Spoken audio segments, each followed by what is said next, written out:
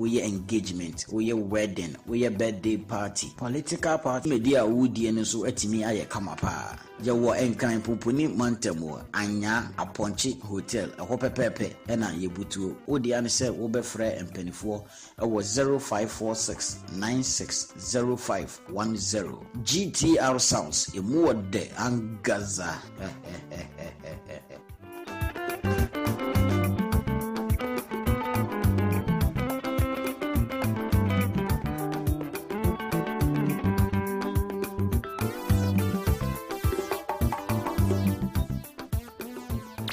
GhanaTalks Radio, #1. This is GhanaTalks Breakfast Show, your morning companion.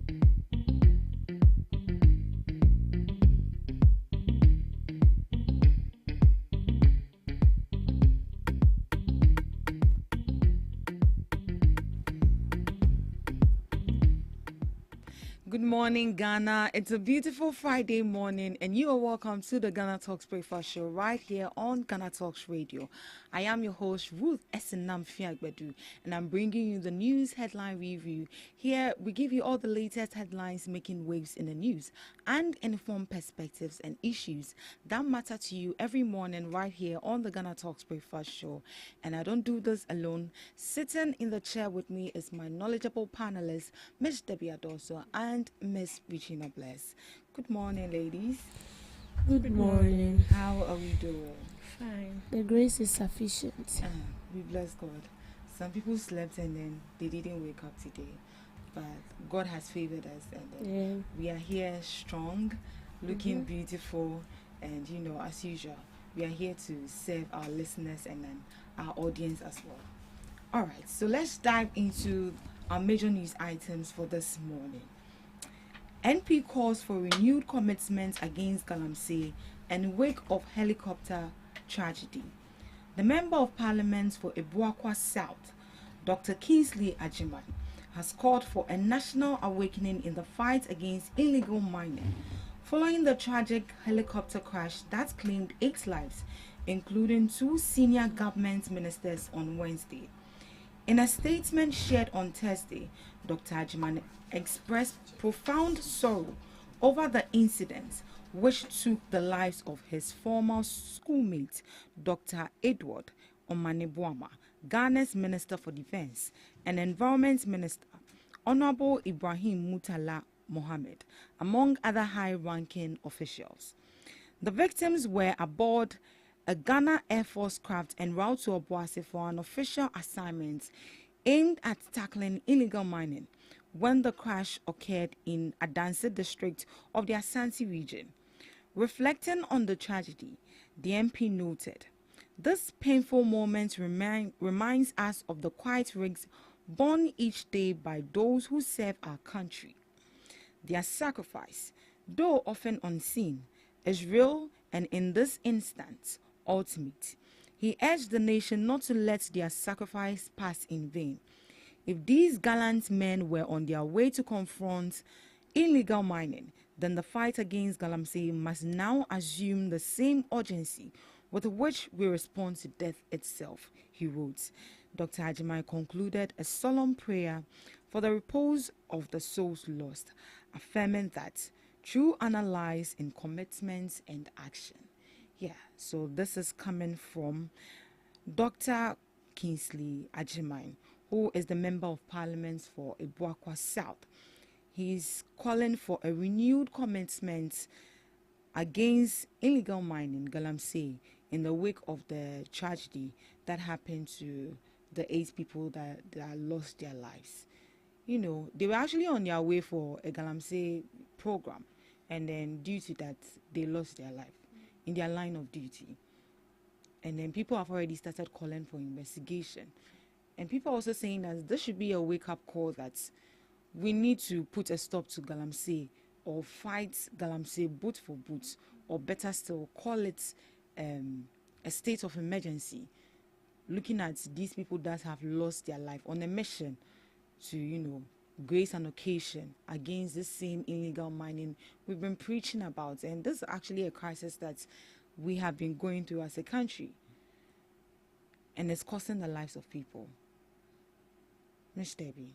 do you think this is the time that President Mahama needs to take action and call it a state of emergency? Yeah, I think this is the best. Action without looking at anyone, and whoever tries to cross his path and putting out measures to stop illegal mining, the person must be dealt with without a second thought. Because these people lost their life in a horrific sin because they were going to attend a program that was designed purposely because of illegal mining, to talk about it and to also tell the people that, see, what you are doing is not going to really help us as a country. And so these people, I would say, it's like they've risked their life. They've risked their life because they want to bring a stop to illegal mining. Exactly. And in the course of doing that, they lost their life. This should send a very big message to us, that if these people are able to lose their life because of this, then it means, as he said, it's a wake-up call for us to stop illegal mining. So go to any extent we have to, so that we can bring an end to it. Because this issue, I believe by now we should be talking about something else. It shouldn't be illegal mining. But as it stands now, it's a do or die affair. It's either you do it, or you face the consequences. And you see, the pain that His Excellency the President is going in now, you should avert that pain into dealing with whoever is behind it. Whether the person is a political official, whether the person is in his party, whether the person is in other party. So long as you are found involved in it with vivid evidence, straightforward now, you ready. You see, this is where I would like them to take the shoot and kill approach. Yes, the shoot and kill approach will be the best approach ever, because this is a case where they brought out all the needed measures and still illegal mining is still ongoing. Measures burning of excavators, we've burnt excavators, still illegal mining was ongoing. Even just yesterday, they seized 11 excavators. They still seized excavators. They deployed militaries. They deported foreigners. And still illegal mining is going. It means that all these measures are small measures that can stop illegal mining. And so we should go straight. This one, immediately you find a person on site, you're not supposed to ask any questions. Yes. You are gone just like that. Then it will serve as a deterrent to others. Because if 8 people could lose their life because of illegal mining, imagine the president was in it, because he was supposed to go for the event as well. Yes. And we know our president is not a bossy type that will say he doesn't mind being in the same plane with these people. Yeah, he wouldn't mind. He wouldn't mind. That's true. Because he's down to earth. We know him to be such. Exactly. So imagine the president was in this. And it wasn't the president alone. I got to know that Sami Jemfi was supposed to be on board. Yes. Asedrin Ketia was supposed to be in. Exactly. And only God. You see, I don't know, but I believe maybe God in his own ways. You know, sometimes you can't question God. Yeah. And he does things that human understanding, it's unimaginable. But you see, this is very tragic. This is horrific. Like, everyone is going through the pain. So this kind of pain should prompt us that these people are not supposed to die like that.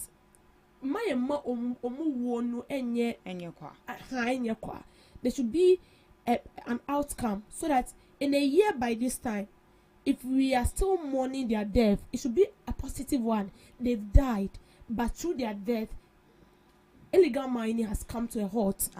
But if a year by this time we are mourning their death and still illegal mining is going on, then the whole country has a question mark. Thank you. Miss Regina.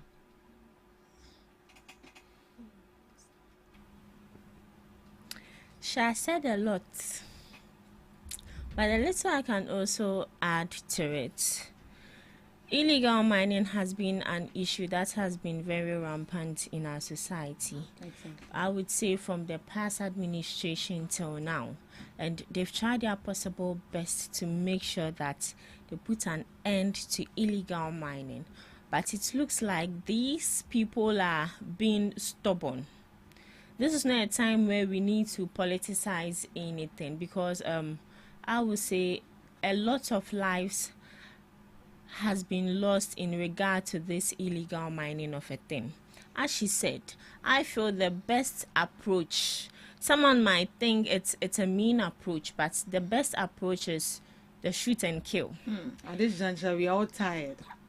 See,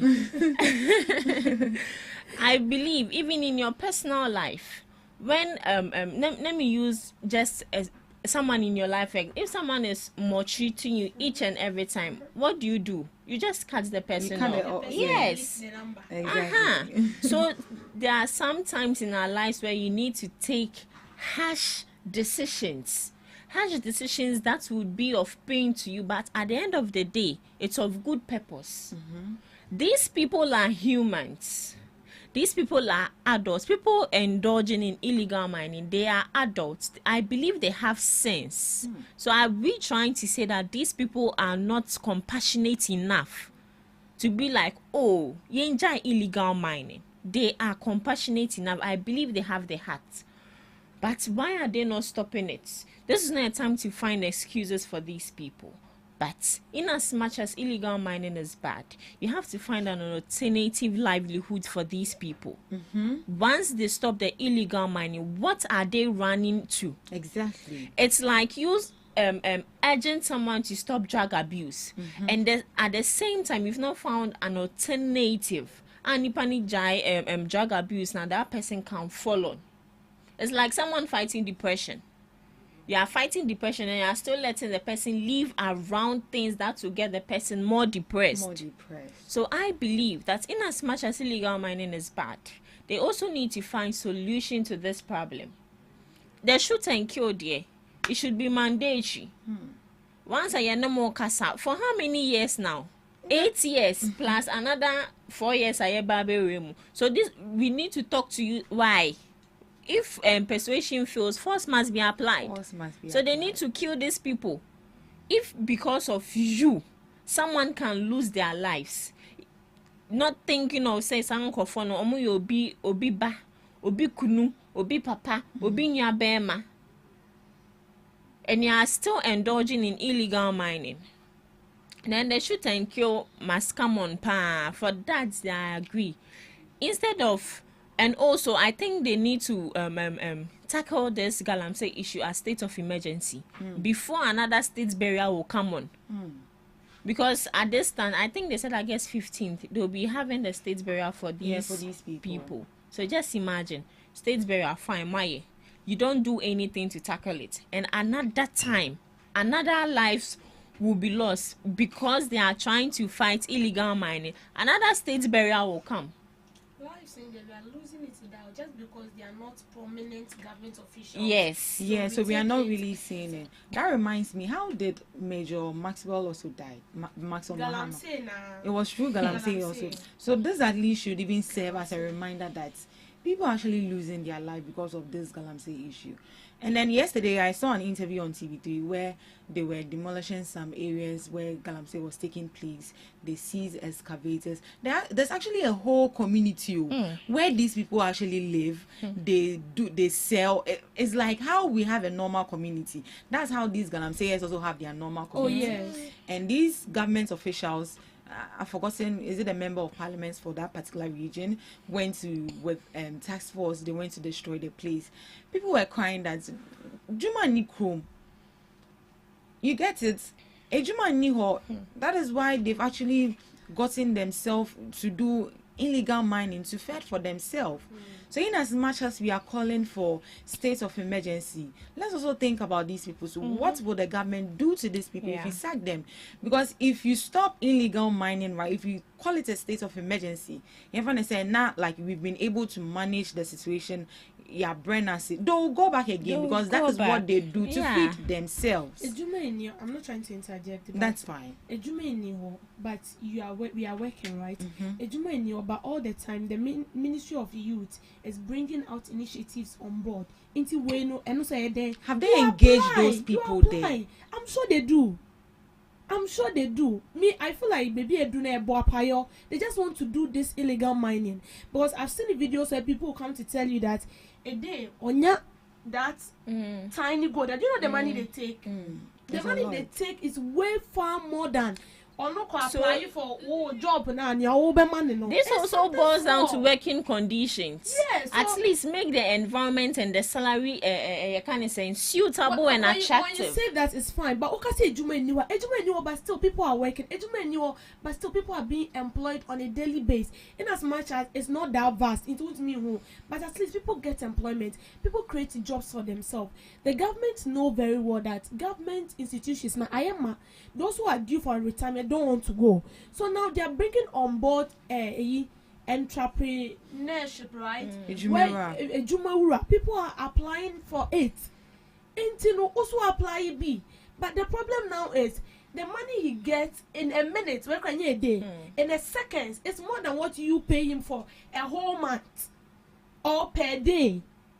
Into the honor and I was a government entry BP. But if we want to stand on it, say Ejume, before we can fight illegal mining, well, shoot and kill now.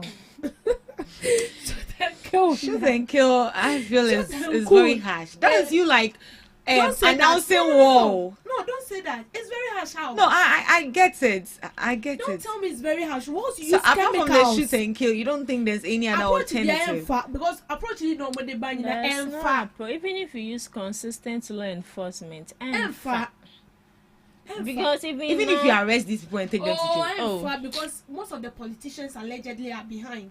Exactly. And immediately you arrest these people, they call you on phone. What are you going to do? Yeah. Your hands are tied. You're a military officer, but your hands are tied. Then it's up to the government to also stand their ground. It is a say no, Mahama, President Mahama. With all due respect, the ball is in your court. Shoot it. Shoot. See, that's going to be a legacy for life. Yesterday, President John Dramani Mahama declared state of emergency for Galamsey, shoot and kill. Yesterday when he was addressing the nation, I thought he would say something in regards to Galamsey. But you see, and you could see the pain. Yesterday I cried. Ever since this issue happened, yesterday I cried. I was trying so hard. For me, I have been crying since. Like I was just imagining it could have been any of us. Trust me. Seriously, it could have been anyone. Anyone.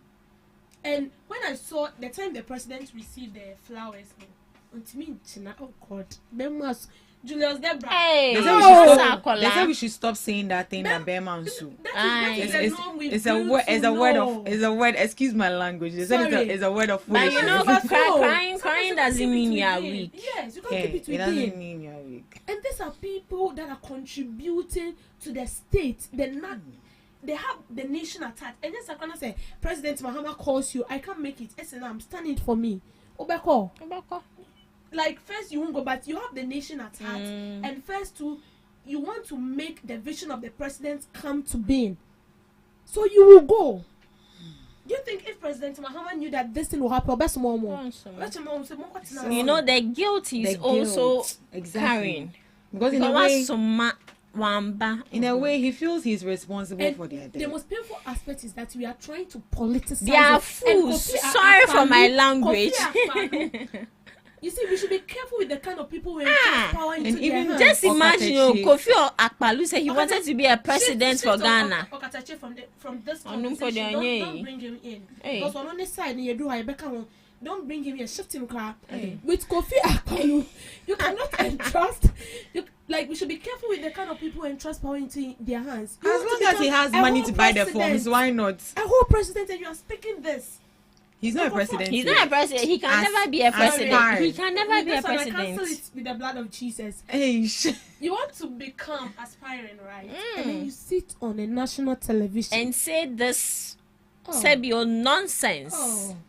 Penyo. Internet is Sebio. It's hard. So, President John Dramani Mahama, now the ball is in your court. We've seen that you are feeling the pain.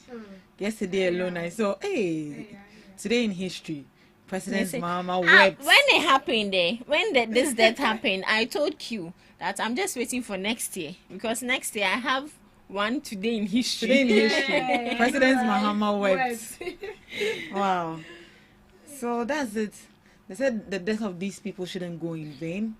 So we should use this as an opportunity, as an advantage to, tackle illegal mining boot for boot. All right. Moving on to our next news item. NCA issues suspension notice to DSTV, grants 30 days for response or remedial measures. The National Communications Authority has formally notified MultiChoice Ghana Limited of its intention to suspend the company's authorization to operate its pay TV service in the country. The move, announced on Thursday, August 7th, concerns MultiChoice subscription management service for its satellite television broadcasting and stems from growing concerns about the company's pricing structure. In a statement issued in Accra, the NCA cited Section 13 of the Electronic Communications Act 2008 at 775 as the legal basis for the action. It stated that the current pricing model employed by MultiChoice Ghana is deemed inimical to the public interest, prompting regulatory scrutiny. The authority did not immediately disclose the specific aspects of the pricing model that triggered the action, but industry observers have pointed to recent public complaints about frequent and stem subscription fee increases. As required by law, the NCA has given MultiChoice 30 days to respond. During this period, the company may present its position, offer remedial actions, and submit a written statement of objection to the impending suspension. The development marks a significant turning point in the regulatory relationship between NCA and one of Ghana's most prominent pay television providers. If the suspension proceeds, it could disrupt access to popular satellite TV services for thousands of subscribers across the country. The authority, however, emphasized that its actions are guided by a responsibility to uphold public interest and protect consumers from exploitative practices. MultiChoice Ghana is yet to issue a formal response to the notice, and that is coming from NCA, the National Communications Authority. They are suspending MultiChoice. They've actually sent them a letter with regards to their pricing structure. I learned that Nigeria is paying less and Ghana is paying more. Why should it be this? Why should it be so? Because they are rendering the same services. So they've been taxed to reduce the price, come forward for a negotiation, or if not, you'll be suspended. And that is it. Miss Eugenia. Okay, so they are saying Nigeria is paying $29 and Ghana is paying $83. Look at the difference. That's a very vast difference. Very. But DSTV is one, should I say, broadband. Is it broadband? Yeah, broadband. Where a lot of people, even in Kolakrampo, our subscription. Yeah, I'm paying for any because you need to but in Kolani they have it because of should I say the content, the variety of content it provides. Now, with their pricing issues, I personally wouldn't have much to say on that. But those who have much knowledge on it would have a lot to say. Now, for my personal opinion, I think the Minister for Communication gave these people an ultimatum, or should I say sends them a notice to reduce their pricing issues. And they also came out that they would look into it. Then all of a sudden we heard that these people would be suspended. First off, when you send a letter to an institution, it takes a longer period of time, and longer, but it doesn't involve only one person. It involves a lot of people. I believe with that institution itself, it has stakeholders, it will CEO, it will other people. They need to consult first before any reduce of prices would come in. So I don't want it to make it seem as if some Nazi judge is using his powers to impose on these people. He should relax. And the Ghanaians, they are paying too much. Say Ghana for my almost a million scaffold. That's why they'll price you plenty. But I also think that the Minister for Communication or the communication sector should relax for these people. If we go to Sam George, oh, this and this and this and this is happening. Sam George, he alone can't come out to decide. But he has to sit down with his members to deliberate on the issue before they bring out a final verdict. Almost saying Chebia League never shasi.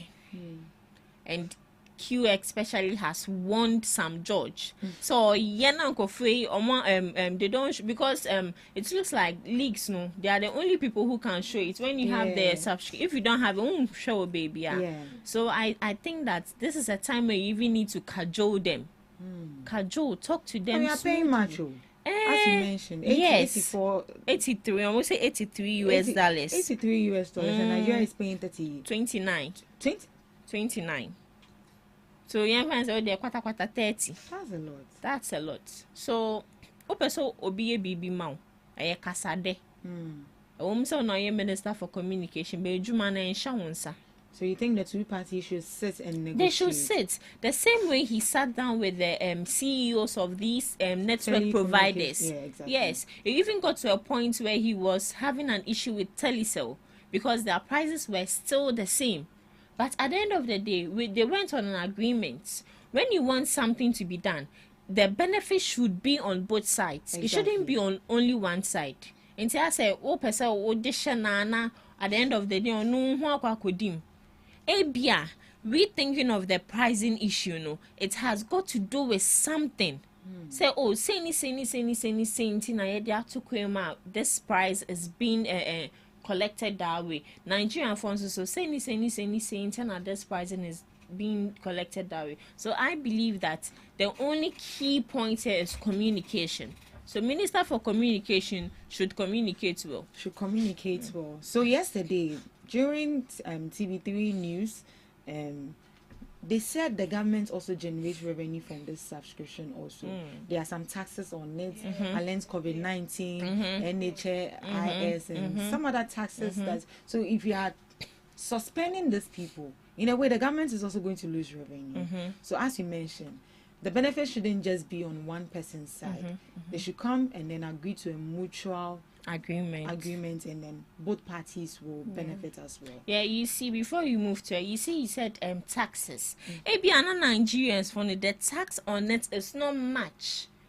Ghana, a lot of businesses have left here because of taxes.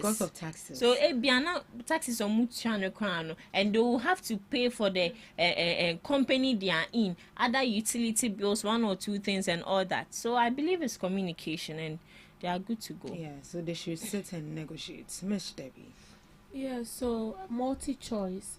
It's a private entity found in almost all African countries, not only in Ghana, Nigeria, I think Zimbabwe, almost all, because you can actually have access to other channels in Nigeria, other channels in all these African countries. You watch what is going on, and you see it's one of the, one of the companies in the country that almost every household has it, a subscription to it. Although, as you are watching, you're also paying something because you subscribe to it. And I think there is a monthly stipend you're supposed to pay as a subscriber.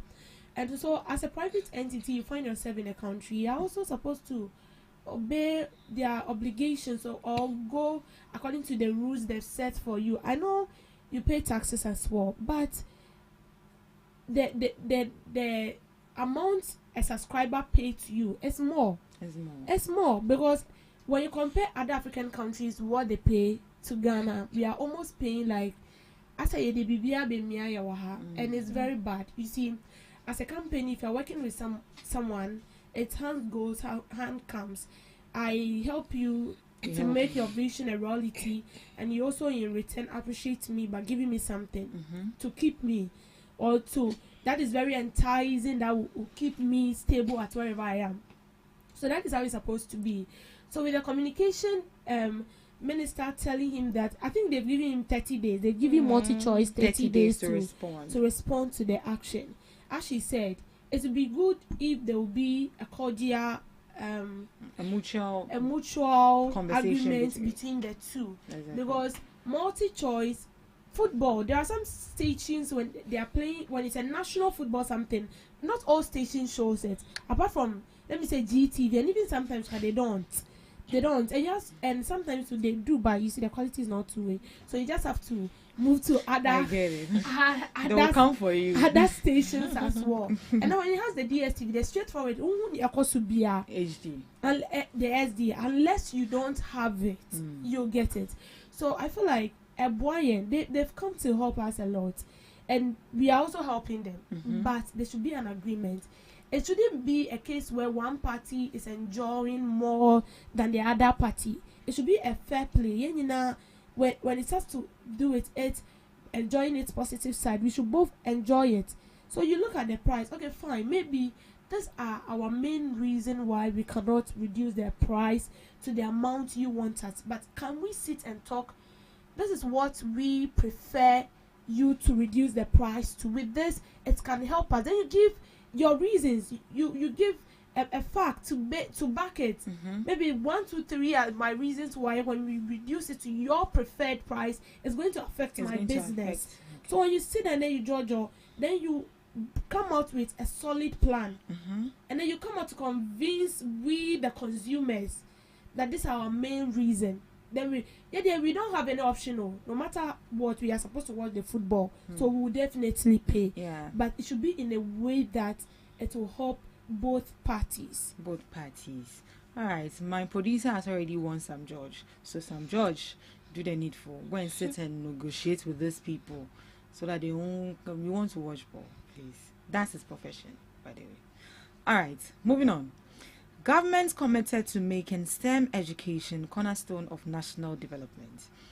The Deputy Director General of the Ghana Education Service, Professor Smile Jachi, says government is committed to making science, technology, engineering, and mathematics education the foundation of national development.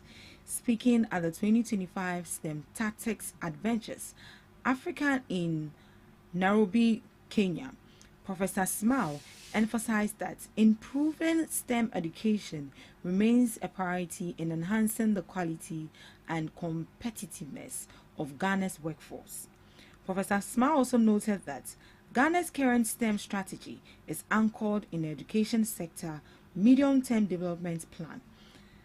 The plan outlines 3 core policy objectives: improve teaching and learning resources, enhance STEM outcome for all students, particularly girls, and reform in curriculum and assessment.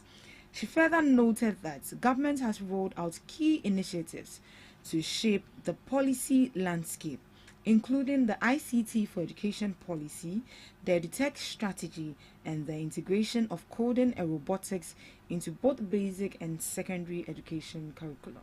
And that is coming from the Deputy Director General of the Ghana Education Service, Professor Smile.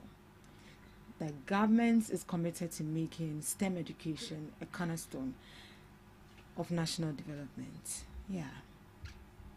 STEM education is here. Obia, you need to know science, technology, engineering, and then mathematics. The mathematics that we have been running away from. We say, me journalism, the mask. The first time I went to university, when I saw maths, let me go for me statistics. Why? Yeah, me the journalism. So that is it. Government is committed to making STEM education, a cornerstone for national development. Yeah, it's good. I mean, we are so much used to this normal way. Every time you wake up, it's either the person you are being pushed to go and do this, to go and do that, and we forget about, STEM. That has to do with much details into science, much details into engineering, and much details into mathematics. I feel so happy when I see a lady teacher teaching mathematics. When I was in senior high school, SS1, it was a woman who taught me mathematics. Like, I am a fair. But I know some of us, the math is not for us. The math, one of the subjects I hate was mathematics back then in school. But when I see a lady teacher so good in maths, like, I am a fair. But we don't really see women in those fields, engineering, science, and those things. It creates jobs because we don't have so much people moving to that direction. All the time is nursing, all the time is teaching, all the time is doctrine, all the time is you go and be a lawyer. But we forget about this thing, and that is why we are refusing to think critically. And that is why when it comes to issues that you are supposed to think and just do your finger and get issues, I just say we will take like years, come out with a committee, spend money. About when you go to China, China. Akola ya for 1 year. He has come up with a robotic let me say craft that helps in development. They've started doing things that is going to help the nation. The crafters, they are good in all this. Critical thinking. I don't know whether you've done a is it an opportunity or you come mental. To mental. Share.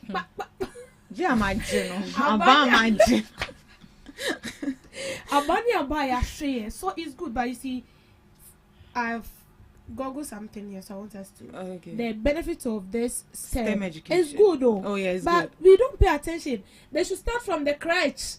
They should forget about SHS and way, because it's from the crèche that you get the knowledge. It's from the crèche that you actually know the type of subject you are good into. And when you don't get, as the statement read, if you don't get a solid teacher that will handle you well from crèche, who do up there, you ubebre. If you don't get a teacher that is good in mathematics, or no back class, when you get to the level, the higher part, it's very difficult. That is why they say that when the foundation is weak, the building will collapse. So, for the importance of STEM, critical thinking and problem solving. Oh yeah. So it fosters our critical thinking and analysis. Issues that we are supposed to sit down within a twinkle of an eye, we find solution to it. We are not going to take a whole committee and spending money. So when we bring up all these things, it helps you. It opens your mind. Like any simple issue, you have a solution to it, and then you do it on your own. And you feel na mo fa obia from monania ba abetia ne kama na baby no. We can actually do it ourselves. Innovation and creativity. Ghana will lack creative, like we lack everything that has to do with creative. I just will be answer I just will be the plan neba answer ya agency a. So with the creativity is also important because it encourages innovation and experimentation, and then career opportunities. As I said, we don't have a lot of people going into the sectors. It's only the one way. And so when you have knowledge in this field, it gives you a lot of opportunity, economic growth. It contributes to economic growth, innovation and competitiveness, and then it improves our daily life as well. Thank you. As well. Miss Eugenia, just briefly. Okay, so briefly. First off, curriculum overhaul. It says it shouldn't be theory based, but it should be practical. It should involve hands-on projects, problem solving, coding, robotics, and real-world applications. And also the teacher capacity. It should it says the teaching capacity or the teaching sector itself is outdated. So the best thing for you to do is to invest in continuous training for teachers and all that. And also infrastructure and resources. They say many schools still lack basic science equipment. I know they unpack. Some people still don't have I can't say computers, mouse. They'll have to draw it on the board before they know it. So they have to make sure that they have the infrastructure and the resources. And the resources as well. That's very important. I remember my lecturer told me a story that during his national service days, he was deployed to go to Sogakope to go and teach ICT. He got there and it was only one computer that he had to teach the whole class with. And they didn't even have mouse. So he had to buy mouse himself. He brought the mouse, turned on the mouse, and the students were running away. Why were they running away? They were running away because you see a Jaffe mouse never. You see when you put on the mouse, the light Look at that. They are running because it's a Jeffrey Mouse. You see. So in as much as we're advocating for STEM education to go on, the equipment and then the infrastructure and the personnel to teach them as well is very important. And these are some of the things that governments need to channel their resources and then energy into. And when that is done, it's going to be a better country for national development. All right. Thank you so much for joining us on the News Headline Review. Up next, we have Debbie Girl.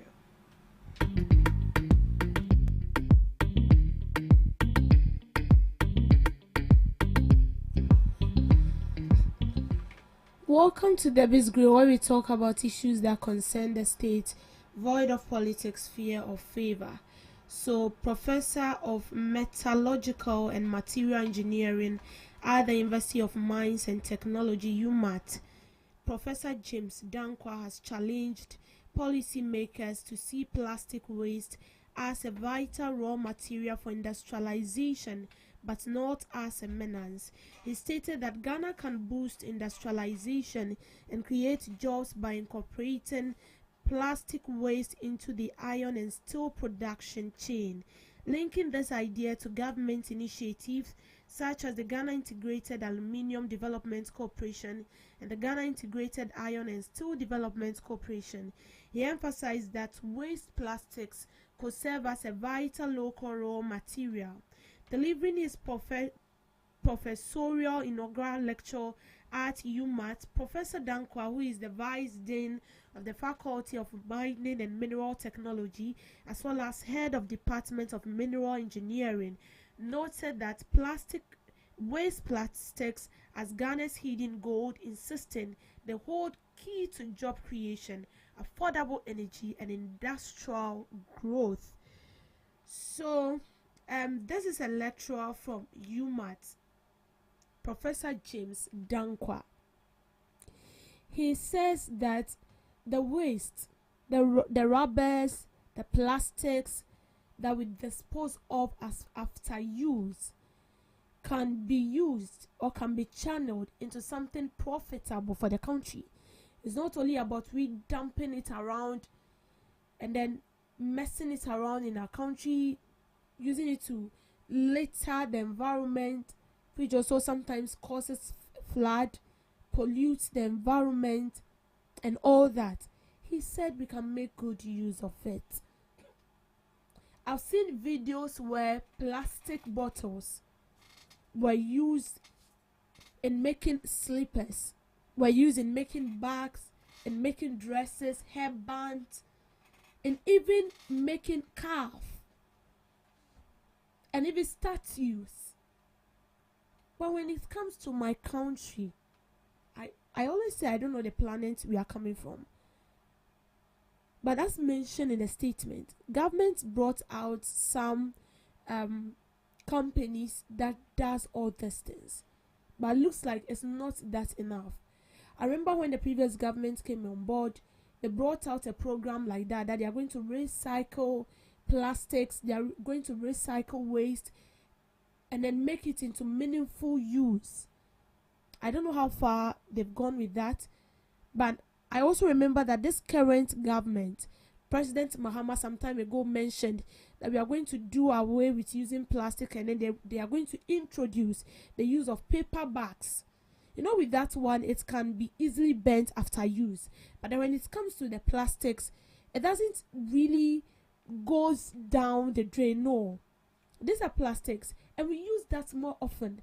The water we drink it from plastics. The bowls we use, they are made of plastics. Even the slippers we wear, they are made of rubbers. When you go out to buy food, they wrap it in rubber. It's like everything we do, we are being surrounded with plastics and rubbers because that is what we use.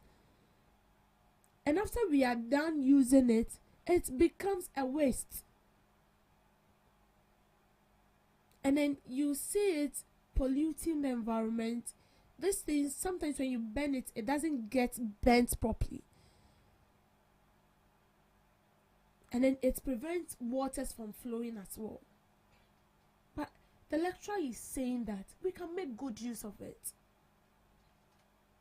We can turn these raw materials into useful stuffs that will benefit the country. As I said, people use these plastics to manufacture dresses, shoes, bags, hairband, even spectacles. We can do same. We can equally do same. And it's going to create jobs. It's definitely going to create jobs. Imagine we have about 10 to 5 companies that are into this. They use this raw materials, they use these plastics, and then they remanufacture it or turn it into something useful in the country. It's going to create jobs for thousands of people. And it's going to help us as a country as well. It wouldn't be every day we dumping refuse. I can't remember those times. Omo, and then yogurt. Now it's no longer in existence. They will tell you to pick Omo rubbers. When it's up to, they'll give you a number, maybe 1,000 or 200. When you get up to 1,000 or 200, you bring it to their company, and then they'll give you a school bag made of Omo. They'll give you a t-shirt made of Omo. Sometimes they'll give you a sandals. And like everybody, you see everybody on the ground picking. And sometimes you do that because you need a bag. But you don't know that as you do that, you keep the environment tidy. And they also use the rubbers you give them into manufacturing new ones. But now it's no more in existence. You see, that is where the critical thinking comes in. It's not about only reusing it and then dumping it. When you're going to Accra, you won't even get to, I think, graphics. They're overhead. When you see rubbish, you cannot even breathe. The smell alone. And this is the capital town of Ghana. Accra is the capital town. But when you get on the street, it doesn't even look like a capital town of Ghana. Because it's messy. Everywhere you go, rubbish. Everywhere. As if we do not even have people who keep this roads tidy. People drink pure water and then they dump it everywhere. You see gutters are very choked. They are choked with rubbish. The water can't flow. Whereas when you go to other countries, people are making good use of this rubbish. This rubbish that we don't see anything useful. We see it not to be useful. People are making good use of it. They are turning it into something useful. And then at the end, we go to import it back to the country.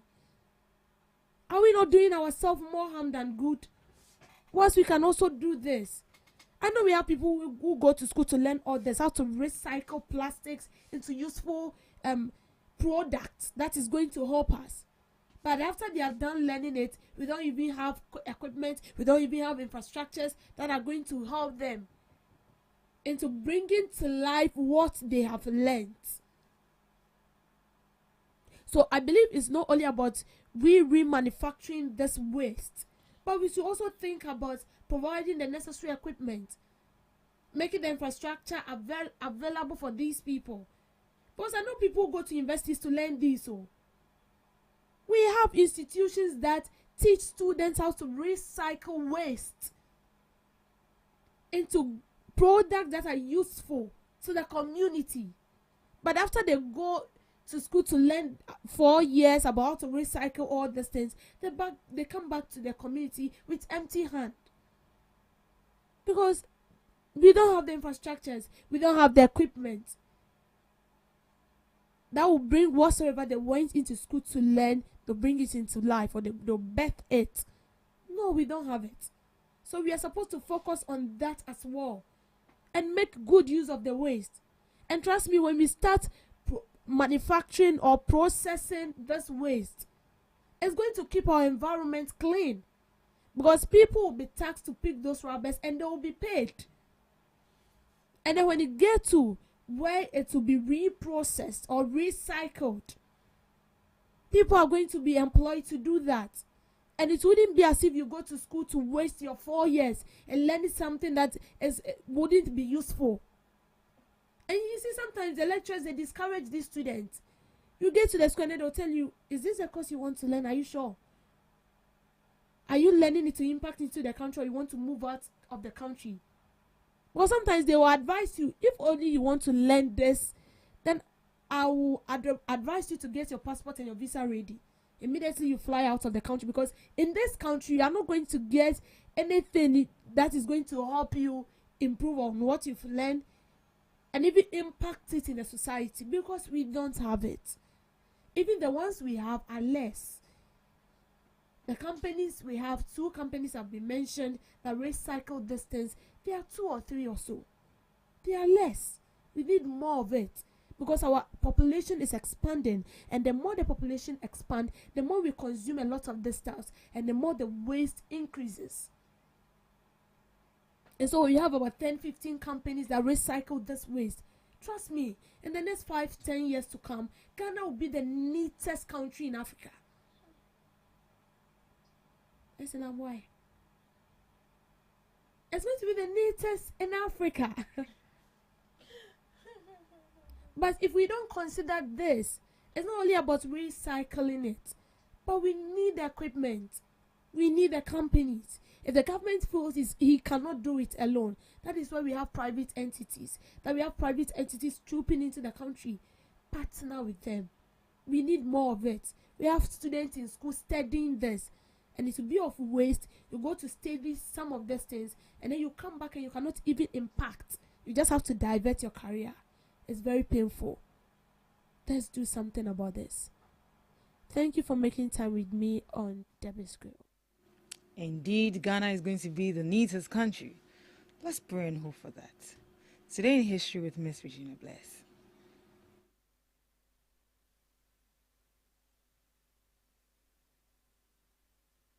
Yeah. Celebrates to recognize the important contribution of farmers to the national Tanzanian economy. Celebrated annually to honor the vital role of farmers and peasants in Tanzania's agricultural sector and overall economy. Nane Nane means 88 in Swahili, the national language of Tanzania.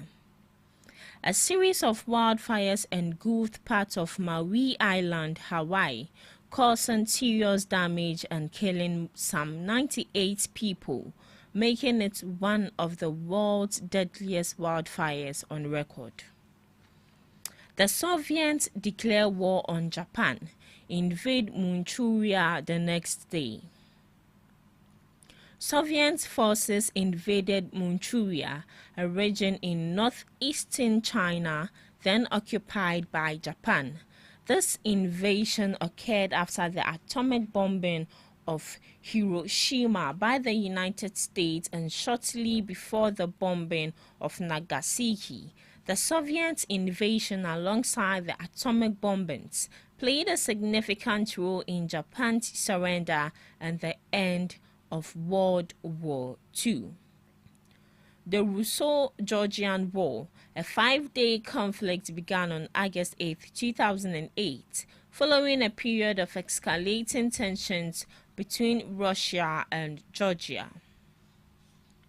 The war centered around the separatist regions of Abkhazia and South Ossetia, which had been de facto independent from Georgia since the early 1990s. The conflict saw Russian forces intervene after Georgia launched an offensive to regain control of South Ossetia.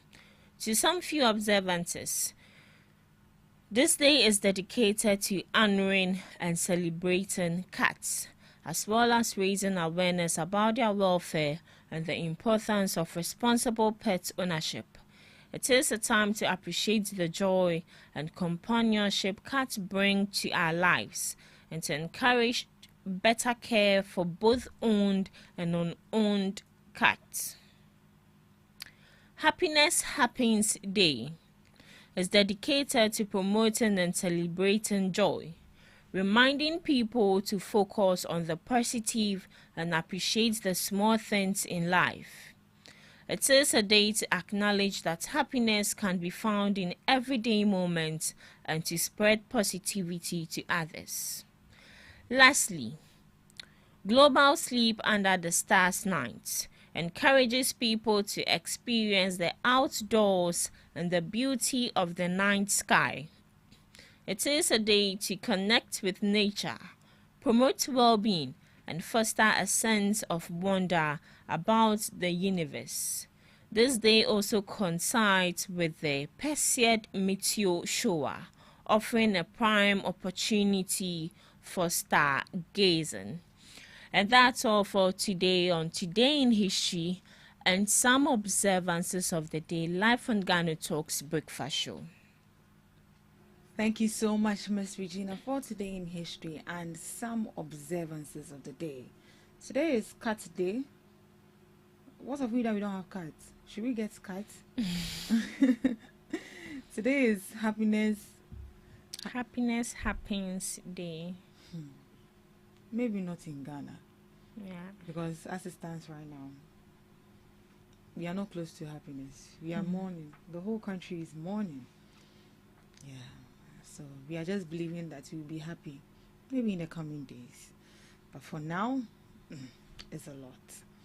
All right. Thank you so much for joining us on the first segment of the GhanaTalks Breakfast Show. We'll be going for the news shortly. Please stick and stay with us. Hello Ghana, hello worldwide, I'm Mr. Level Bam. Now listen, every Tuesday and Friday, beyond the time it's going to carry bro. Our GhanaTalks Radio, 7 p.m. sharp. Now Tuesday, we're gonna talk about our culture, our history. My 20 things about Kosem. Now on the Friday, you bars on bars. You better rap, you better say no artists go join me in the studio. We're gonna discuss about music and business.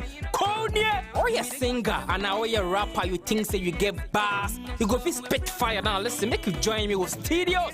Our GhanaTalks Radio and yes say then our day. Me say download the GhanaTalks Radio app on our Play Store and the App Store. Na tune in and say this what you see baba live on Facebook, go Instagram, any GhanaTalks Radio page and so now listen. Ebe your fire. 1 year, Konya, Wading, Jajan.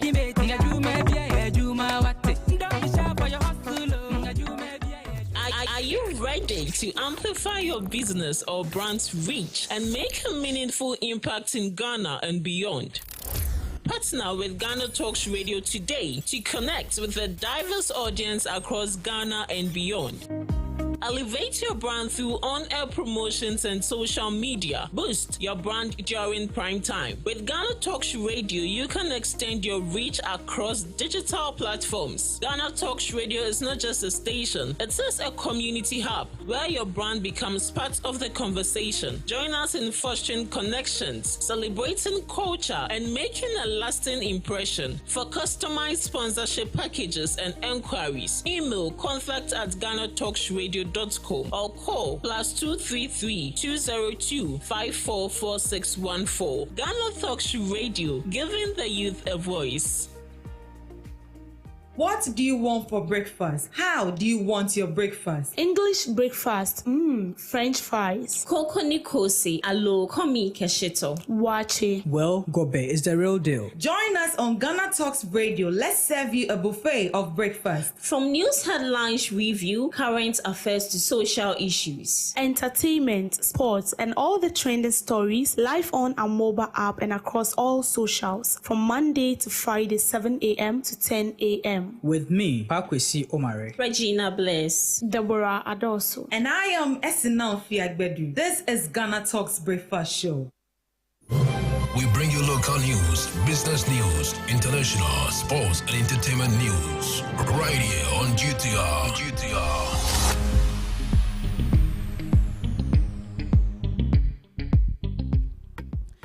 Good morning and welcome to the morning news broadcast on GhanaTalks Radio. Coming up, President Mahama announces state funeral for crash victims. In related news, he urges Ghanaians to show empathy and not politics. Government targets 2 billion growth in textile and garment industry by 2033. Melcom appointed Dr. Ibrahim Awal as communications consultant. These and many more coming up shortly. Just stay with us.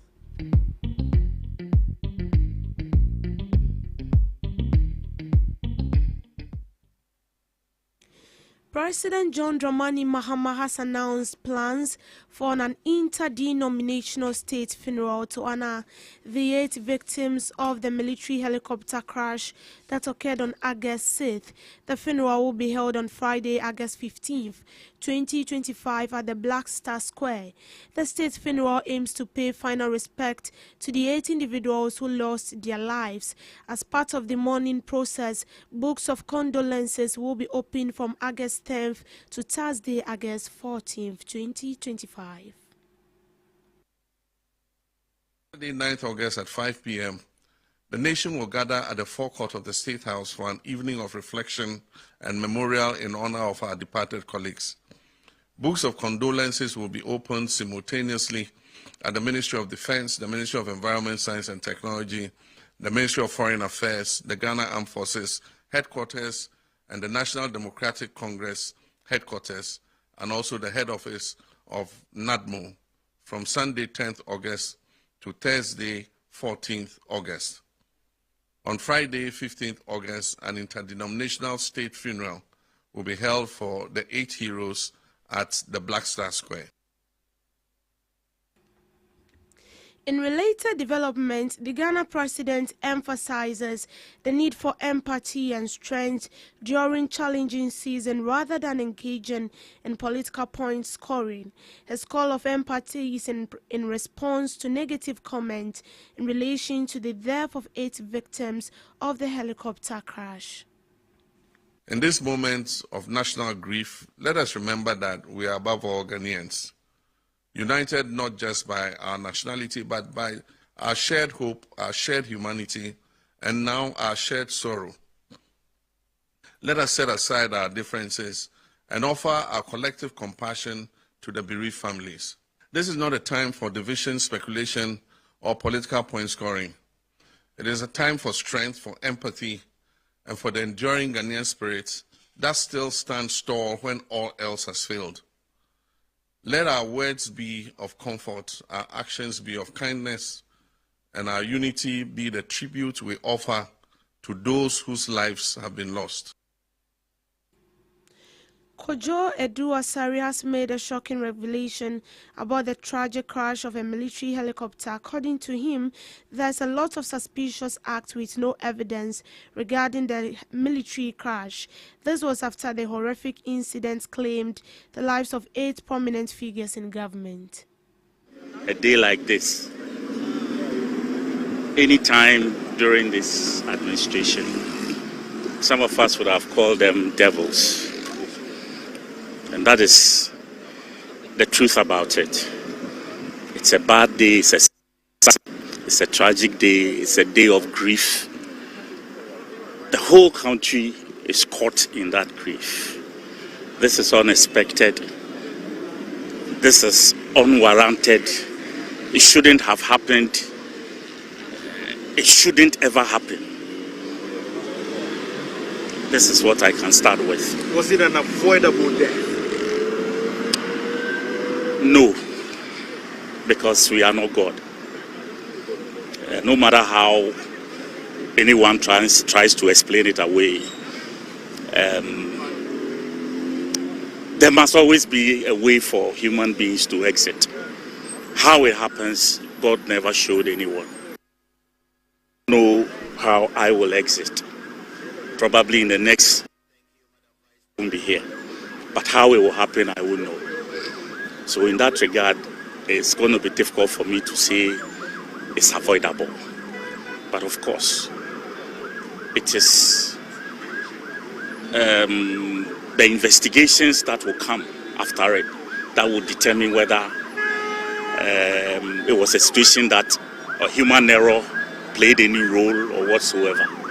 But even with that, the incident had taken place already. The only thing we can do is to learn from it and make sure we seal the loophole so that next time it can be avoided. How intense should this investigation be?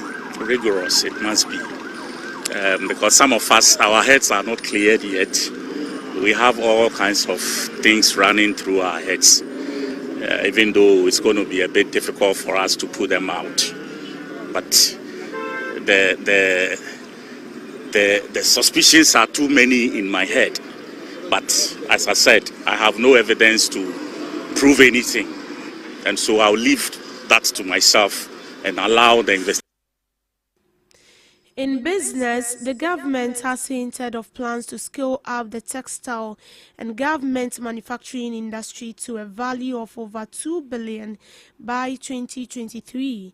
According to the Ministry of Trade, Agribusiness and Industry, the sector's expansion is expanded to attract 1.2 billion in new investment, create approximately 150,000 direct and indirect jobs, and revive cotton cultivation across 50 hectares of farmlands nationwide from now 2025 to 2033. Speaking at a stakeholder validation workshop on the draft textile and government manufacturing policy in Accra, Deputy Minister of Trade, Agribusiness and Industry, Samson Ehim, retreated the government's strong commitment to revitalizing the local textile industry. We aim to scale the industry to a value of over 2 billion, attract 1.2 billion in new investment, create 150,000 jobs, and ensure quality cotton production across 50,000 hectares of farmlands, he stated. These objectives are ambitious, but they are achievable through collective effort.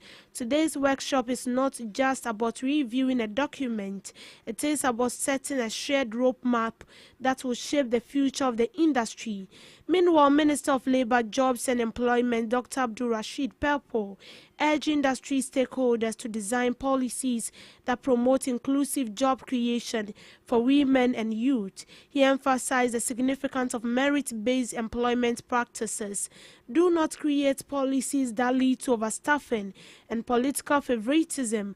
Hire people based on their competence and capability to drive change.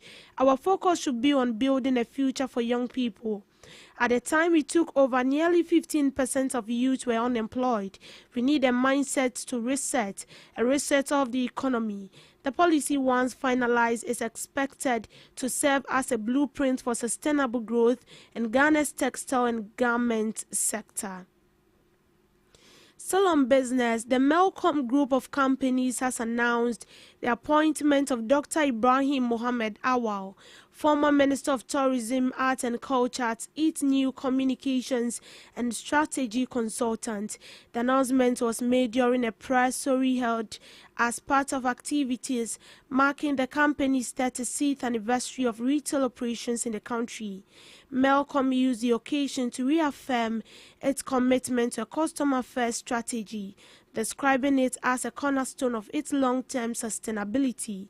The company also outlined plans to deepen community engagement through enhanced corporate social responsibility initiatives, in line with its broader vision of contributing to national development.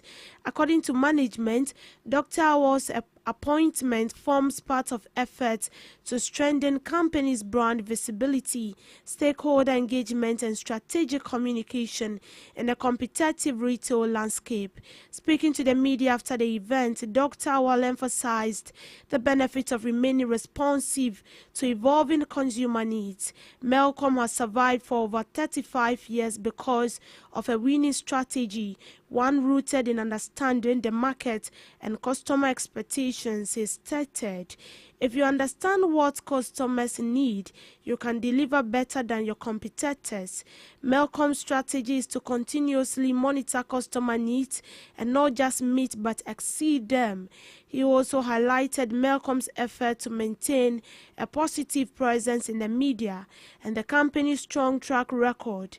We want Melcom to be associated with positive stories across radio, television, and print. That is why we want the media to support us. Over the last 10 years, Melcom has invested more than 20 million in community development, including health, medication, and environmental initiatives, he added. To sports, Ghana Premier League side Bechem United have announced the official signing of former Manchester City winger Aminu Mohammed ahead of the 2025-2026 season. The club made the announcement to confirm the reported deal that has been in the works for a while since the conclusion of the 2024-2025 season that had Bechem United finished 10th in the 18th team league standings.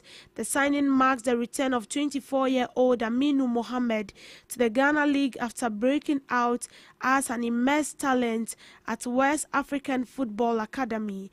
Spotted in Bechem United's new kit for the upcoming season, the once highly touted prospect was named as the club's new signing with a statement that read, "With his pace, power and European flair, Aminu is set to bring flair, creativity and goals to our front line. Downward Dada, this comeback will be stronger than before," he said. Aminu Mohammed starred for Ghana at the Under-17 World Cup in 2017 and a squad that produced Tottenham Hotspur's Mohamed Kudus and AJ defender Gideon Mensah. He was scouted by the likes of Real Madrid and Bayern Munich before joining Man City's academy for a reported fee of 1.5 million. However, he failed to live up to expectation and is aiming to resurrect his career. It is official, Thomas Partey is a player for Spanish La Liga side Villarreal CF after leaving English Premier League side Arsenal as a free agent. Partey's 5-year run with the Gunners came to an end following the conclusion of the 2024-2025 season and has reportedly signed a 2-year deal with the Yellow Submarine. The club officially made the announcement via post on their Twitter page and added that Partey will train with his new teammates on Friday, August 8th. At the time of the announcement, Deputy Black Stars captain Partey is battling a legal case involving 3 women on 5 counts of rape and 1 count of sexual assault. He has maintained his innocence throughout the process via his legal team and made his first appearance at the Westminster Court on August 5th, where he was granted conditional bail that allows him to continue playing football while the case continues. Partey is expected to return to court at the Old Bailey on September 2nd, and as part of the bail conditions, the former Atletico Madrid player is not allowed to contact any of the women named in the case. His signing has prompted the Villarreal supporters group to register their concerns and its connection to the legal case. In light of the legal battle involving their new recruits, Villarreal have affirmed their commitment to their stance against any form of gender violence.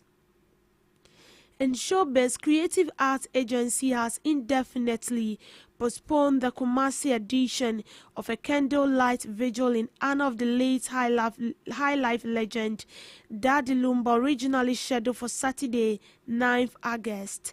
This decision was announced in a press statement and signed by the acting executive secretary of the agency, Gideon Eyikwe. It comes in the wake of a directive from President Mahama, who has declared 3 days of national mourning from 7 to 9 August 2025. Following a fatal helicopter crash in Edensi, 8 Ghanaians lost their lives in the crash on 6 August 2025. The deceased include Defense Minister Dr. Edward Omani Boama and Environment Minister Ibrahim Muntala Mohammed. Others were the NDC Vice Chairman and former Kumasi Mayor Dr. Samuel Sapon, Deputy National Security Coordinator Alhaji Muniru Mohammed, and former NDC parliamentary candidates for Boase East, Mr. Samuel Abuachi, leader of Peter Bafemi, Flying Officer Chuma Mpedu, and Sergeant Ernest Edu Mensah, all members of the Ghana Armed Forces. The government, security services, and the general public have been mourning the tragic loss. According to the Creative Arts Agency, the vigil was postponed in memory of the 8 individuals who tragically lost their lives in the helicopter crash. The statement added that a new date for the event will be announced in due course. The planned Kumasi vigil followed a successful edition held in Accra on Saturday, 2nd August 2025. The event in the capital drew hundreds of fans, fellow musicians, and dignitaries who gathered to pay tribute to one of Ghana's most influential musicians. And that is how we end it for now on the News in Brief on Ghana Talks Radio. Do well to log on to all social media platforms, as well as logging on to www.GhanaTalksRadio.com for more news updates. I will be back with subsequent news bulletin later in the afternoon. I am Deborah Dawson. Do have a good afternoon.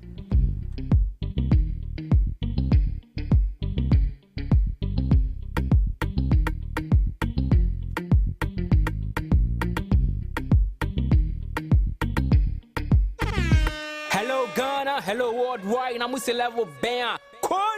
Now listen, every Tuesday and Friday, beyond the time it's going to carry Brell, our Ghana Talks Radio, 7 p.m. sharp. Now Tuesday, we're going to talk about our culture, our history. Matuni ding setete abako sem. Now on the Friday, you bars on bars. You better rap, you better say ade. No artists go join me in the studio. We're going to discuss about music and business. Konya, or you singer, and now you rapper, you think say you get bars. You go be spit fire. Now listen, make you join me with studios. Our Ghana Talks Radio and yes say in our day. Me say download the Ghana Talks Radio app no our Play Store and the App Store. Na tune in yes say this what I say baba live on Facebook, go Intakra, any Ghana Talks Radio page and so now listen. E be your fire. 1 year, Konya, Wading, Jajan.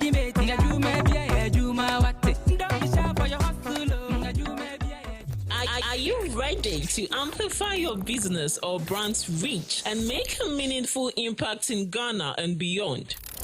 Partner with Ghana Talks Radio today to connect with a diverse audience across Ghana and beyond.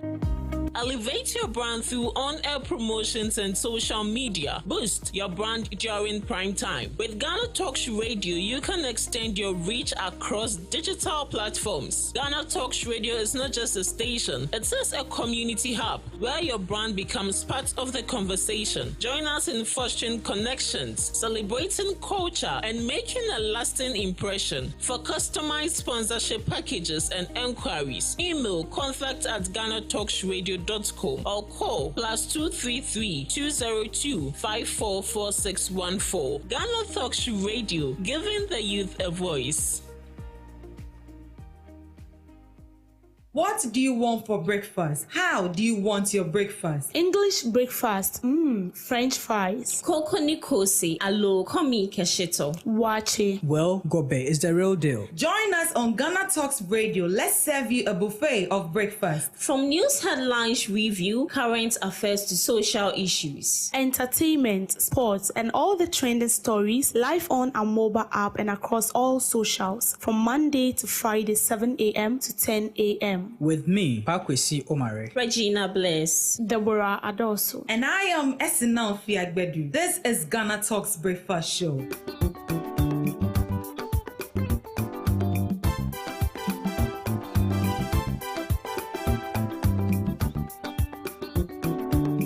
Ghana Talks Radio, UK, Abrochimemu, era from Ghana Muha at the sound system, which is spinning machine papa, a free and man never be good among Ghana Muha. It is a we a year, we engagement, we wedding, we birthday party. Political parties are more rally, some way sorry, more crusade. So we'll book carnival or any kind of event. Now we'll pay spinning machine papa a boss sound in the moon at the dia any may come for GTR sounds at the MAO. Your live band in so our tones at the frame ye beat me ababeboa ama ujumedia woody and so at me I come up. Yawa enkan pupuni mantemo anya aponchi hotel a hope pepe ena yebutu odi ane se wo befre empanifo ewo 0546960510 GTR sounds emu de angaza.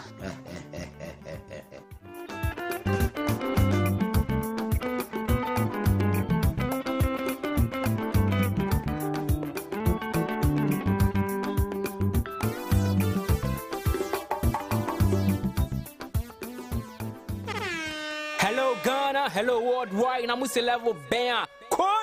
Now listen, every Tuesday and Friday, beyond the time it's going to carry bro. Our Ghana Talks Radio, 7 p.m. sharp. Now Tuesday, we're gonna talk about our culture, our history. Matuni ding setete abako sem. Now on the Friday, you bars on bars.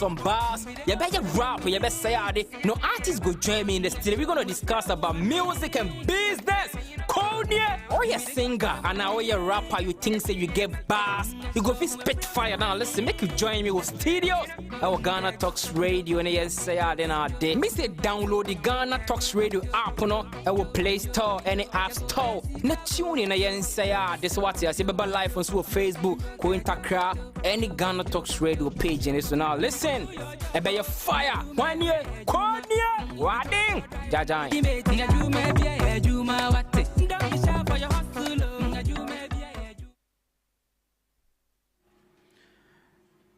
It's a beautiful Friday morning. The weekend is here once again, and we are also here again. Good morning to you, wherever you are watching us and listening to us from.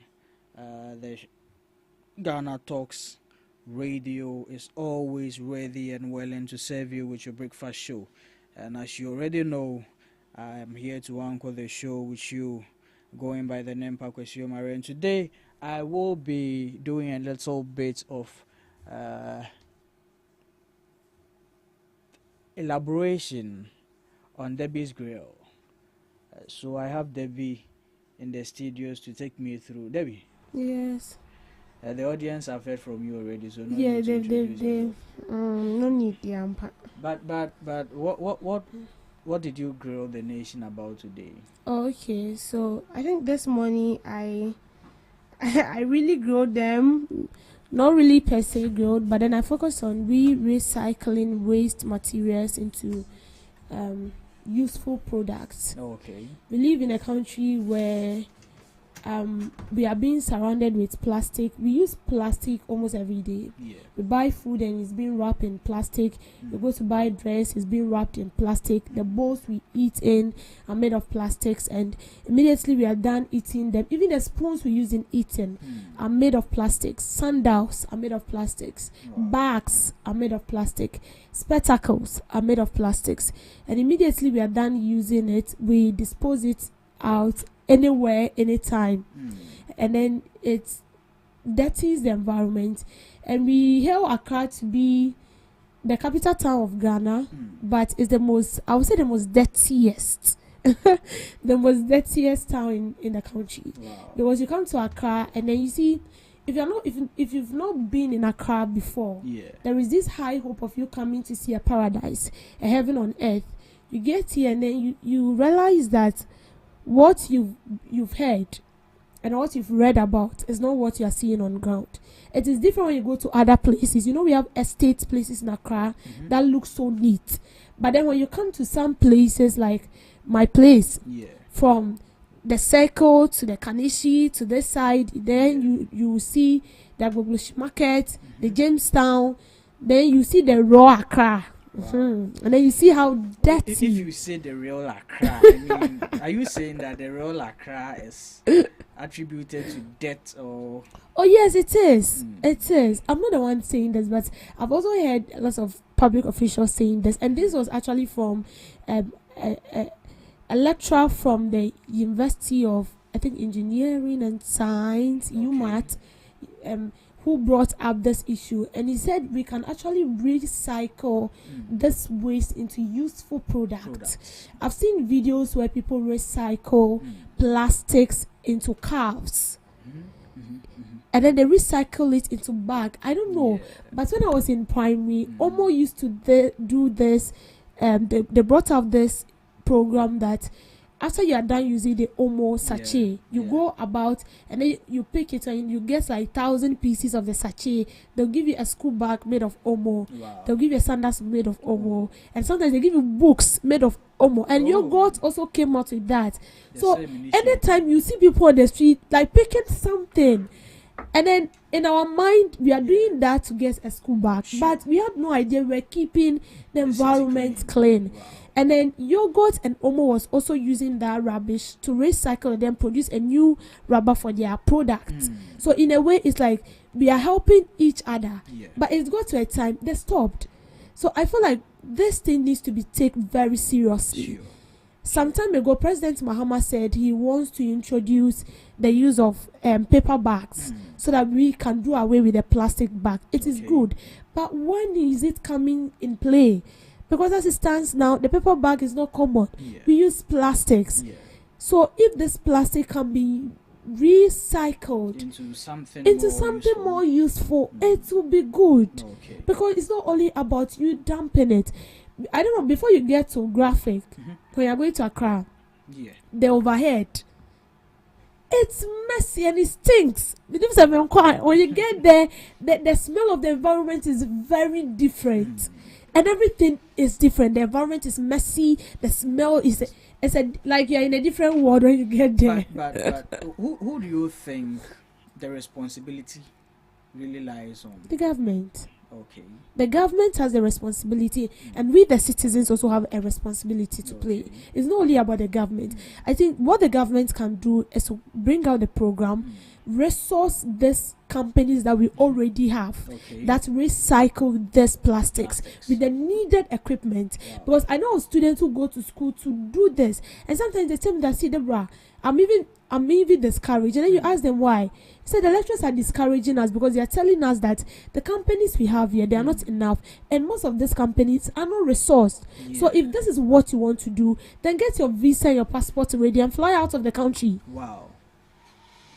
I think we, the media houses, should try and trumpet this for it to get into the ears of the right people, because this is a great idea of an initiative that, if it is being implemented, is going to go a long way to help. In fact, there can be a directive to these companies who produce most of these plastic materials or packages, that we want you to intentionally put this in place.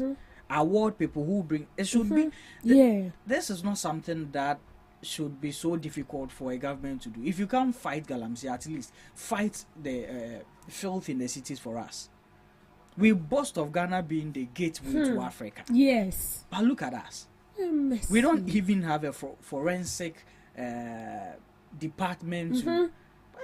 And then we have to fly people out of the country. Like, it's kind of we are doing our own selves harm as a people.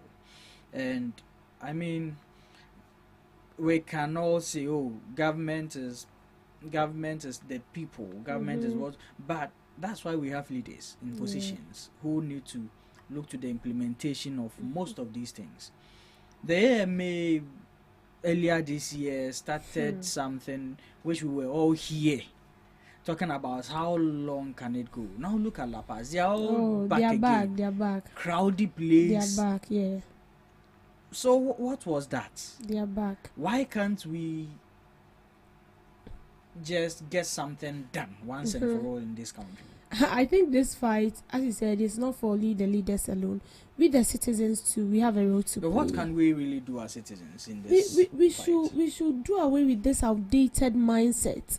Adeɛ ne saa ne yɛyɛ no yɛtena ha to adeɛ sa me na nakra ha na ɔtena to adeɛ medi n'akyi na me abɔfra no sisi amaba wo bɛpam me. No, we should do away with that mindset, because you see, when they went for the reporting, a woman was, when you're walking on the Kanishi overhead, when you're walking, it's shaking, and then you see a heavyweight woman selling on the overhead, and then she's telling you to tell the government to come and expand the overhead for them to have more space to sell, to come and expand the overhead so that they can sell. Once the overhead was made for pedestrians, because you cannot risk your life crossing the street. And then when you have to be careful, because mistakenly when you step on their product, they will be insult you. But But you see, talking about the responsibility lying on the citizens as well, nipa da bia meka se nipa yete se sebe moa se one direct nipa obey the ope sa na boy biate. That's why we have leaders. See, if you leave people, they will do what is convenient for them. Obi fele so sorry na ebi amote compound house or sorry now ne dine no na was say excuse my language or John Sogua nebe or sorry bia. So if there is not a directive say aha yenye say wa ha obeye sana nipa yete. So until the government puts their feet on ground, give strange directives. Aha yenye we yenye say we will punish you when they go on indeed to punish her. Yeah, and secondly, let's look at this. Let's take Kanishi for example. There was a market at Kanishi, right? Okay. When was it established, that market? Yeah, chill. Good. In Chrome's time? Yeah, chill. Good. What was our population then? Oh, I'm not sure will be to million, maybe 1,000 or maybe 100. So looking at such a place, which was constructed to, let's say, averagely accommodate 5 million people, what's our population now? Yeah, kekako billions, trillions. We're over 30 million now. So that same thing, which was supposed to serve 5 million people, is still in existence without any renovation, without any expansion, expected to serve 30 million people. I don't know if you get where I'm trying to. Yeah, I get you. So the government should also put in place measures to accommodate the people. They are paying taxes. So tax the mean to ya, but baby I met one their own person met on. Yes, because we should be looking at it from that angle. They do. They do. Let's look at it from that angle. If we don't sell here, don't say okay, we shouldn't sell here, yate. Yanko sell away. Where are the markets? Where are the stations? Look at the number of cars we had then when let's say the Medina station was constructed. I'm not crying yet government due. You see all those stations. They are for private people, GPRTU for them. And GPRTU and your government institution. So what is the government doing? Because I believe motorway was also constructed during Nkrumah's time. Yeah. And now the population is we are expanded because people are giving birth almost every day. Exactly. So then I will say that we are the cause of our own problem. Because we allocate money for projects, right? Then it means the money before it gets to ground, it is being divided into 5 parts. Because if the whole amount injected into a particular project is being used for that particular project, then the project just should last for long.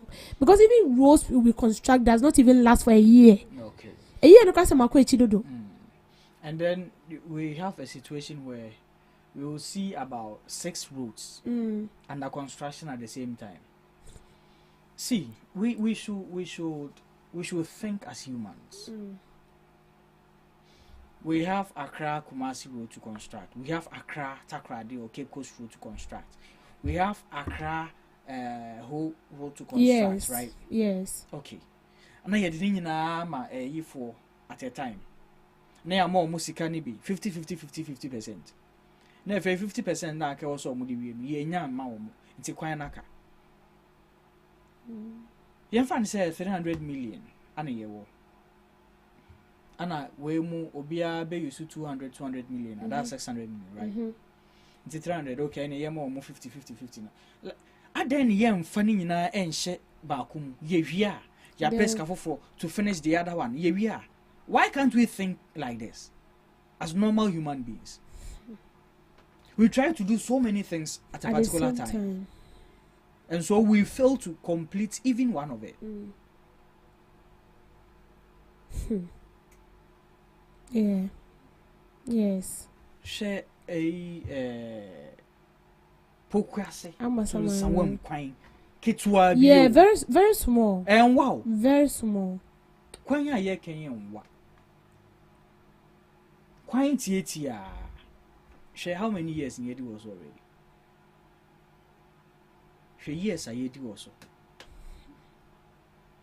So we need to think logically. I don't think. See, there should be an arm of government for critical thinking.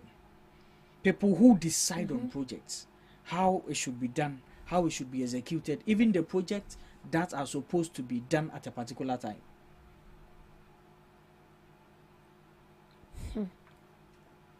This year alone, do you know how many people we've lost? As at yesterday, we've lost 1,557 people as at yesterday. Road crash. And most of these accidents happens on Accra Kumasi Road. Oh yes, for the Accra Kumasi there, and you, the road is very bad, very very bad. This road takes about, let's say, 5 hours to get to your destination, approximately. Whereas a single railway from Accra to Kumasi can take you just about an hour or 30 minutes. Or the 1 hour. Now I could do. So if we have the railway option, and then we have the vehicle road option as well. Look at the ease it is going to bring to commuters. Just look at the ease. No, is it that we don't know the right thing to do, or we know it and we are refusing to do it? I honestly, sometimes I just think we don't know. Are you sure? Or if we know and we are not doing it, then we are animals. Yeah, because I believe we know and we are not doing it. Now sometimes I doubt the certificates most of our leaders they hold. I doubt it. Most of them gain their certificates not in Ghana here. They go outside to learn. And I believe you going outside to learn is not only to learn, but you're going to learn and also pay attention to key factors of how they came about with their development. Yeah. And then you come back to your country and then you impact it. But I would say that most of our leaders, they have their PhD, their masters in the Western world, but then they come and they impact nothing. They act opposite of, I feel like they act opposite of what they go there to learn. Because if we should have this railway and the normal way, it's going to bring an ease in even our transport system. And I'm not sure these transport operators can wake up any day, anytime and tell you they want to increase price 20%, they want to increase price 30%. And you, the passenger, you have no option, because when you wake up in the morning, you're supposed to get to work. And you have no other option. Whether it's 30%, you still have to pay. Because if you don't take the trotro, and even the government, sometime ago, we used to have government vehicles that does this trotro stuff, right? Egu. And as also. So the government don't own anything anymore. Everything is left into the hands of the private. And do you know the funny thing? It is people in government who have established these private entities. So, omonim say yeah government there, yeah investment do yeah also. Look at the STC. Go to Circle. Look at the STC buses there. How many are left? Just look at even their states, their condition in which they are in. And then look at the VIP station. Metromas for the Egu. Oh, that. Ayalolo Egu. Look at the VIP. Look at the buses at the VIP. There's 2M Express. Look at their cars. So are you telling me government can purchase cars, buses, for its own people? They do. We are our own problem. Because I think during Mohammed's first time, there are quite vehicles. I think these are little bus. It was left to rot. It was left to rot at the expense of the taxpayer. Yeah. And then nobody questions anyone. We just leave them to do what they like. So it goes on and goes on and goes on. And here we are. Look at the ambulances we've left to what? In the bushes as well.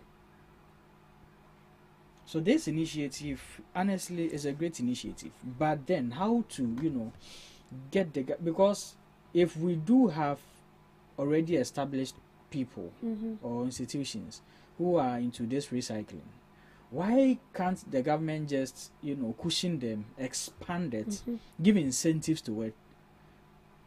I know this guy who uses the pure water sachet rubber. He uses them for desk. Wow. Yeah. Desk, so like even a table like this, he can use it for. One time I saw him deliver about 500 desks to a school, a private school. They gave him the contract and he delivered nicely 500. And the way it looks so nice, and I was like, hey. So all these people are here. Yeah, we have them in the country. Why can't government collaborate with them? We have them. Why can't the government collaborate with them? Get the ideas, even train people. It's very sad. Very, very sad. Oh God. And the earlier we realize this, the better for us, because a lot of countries are making it out of this. They are not, I would say people are making it in their countries, they are angels, true from heaven on earth. No. They started somewhere, so we should also do same. Because this is it's not only polluting our environment, it's causing a lot of harm. This amount to some of the floods we experience when it rains, because most of these rubbers are rubbers that cannot be bent. Most of them are very thick, and if they don't get down to the drain, and so it comes back to the community, but this time around negatively affects us. So if there is a positive way, we have people with nice ideas, but they are not helping us. Most of them, they are not helping us. They are there for their own selfish gain. That is how I see it. They are there for their own selfish gain. Ultimately, I think that the CSOs should come together, formulate whatever consensus they can, present it to government. I think that's the best way to go, where we stand now. Because if we leave things and expect the government to do the right thing, I don't think they are going to do it. Oh no, nothing shows that they are.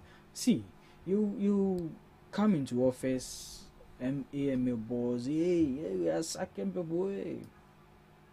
2 weeks, we are done. Now look at the place, crowded again. So we are always like at the same place. You pretend to say yeah, baby. Yeah. And so you're marking time. You're marking time. Yesterday, when I saw the news that we had to fly the samples of these people to South Africa. Yeah, South Africa. I was like, we have a forensic studying institution in Ghana. Oh yeah, we do. So then, why are we training them? For no purpose. Because if we are training them and we can't utilize their skill, it paints a lot of picture. It paints a lot and it tells a lot, communicates a lot. Well, it feels like you're undermining their skills. You don't trust in them. You don't believe in what they can do. Yes. And 2 is because you know very well that you've not resourced whatever they are doing. Exactly. Most of them are lacking the equipment. That is more of it. They know that they are not doing anything there. So they're not going to get any better results. And so the best thing is to fly them out. And we are proud of saying it. I know we are proud of saying it. This is shameful. This is really, really shameful as a country. Sad. It's sad. We don't trust our own. We don't. Oh, are you sure it's about we not trust? Oh, we don't. Oh, we don't. Hey, we do. See, Ghana. What no, is no, left? no, no, What no. is left with is the investments.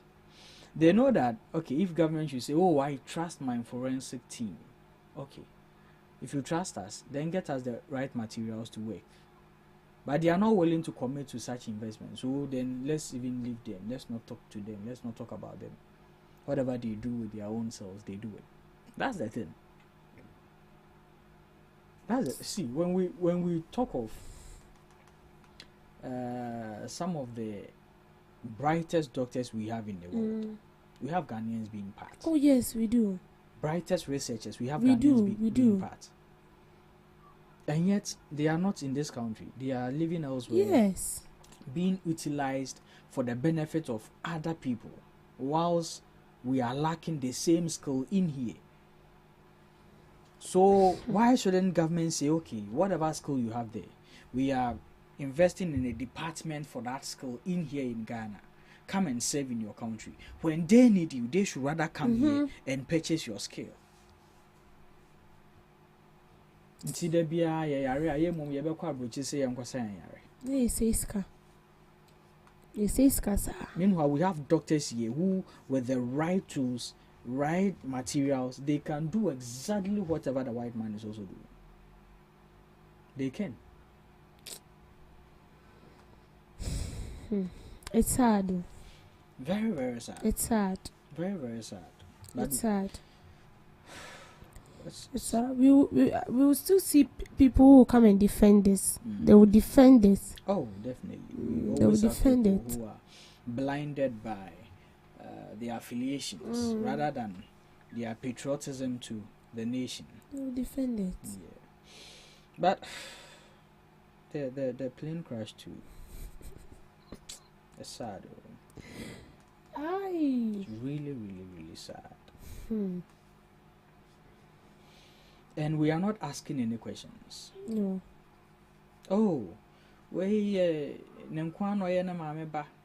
Oh, we croware in chai. Oh, we crash it. Like that is the only thing we are drowned to.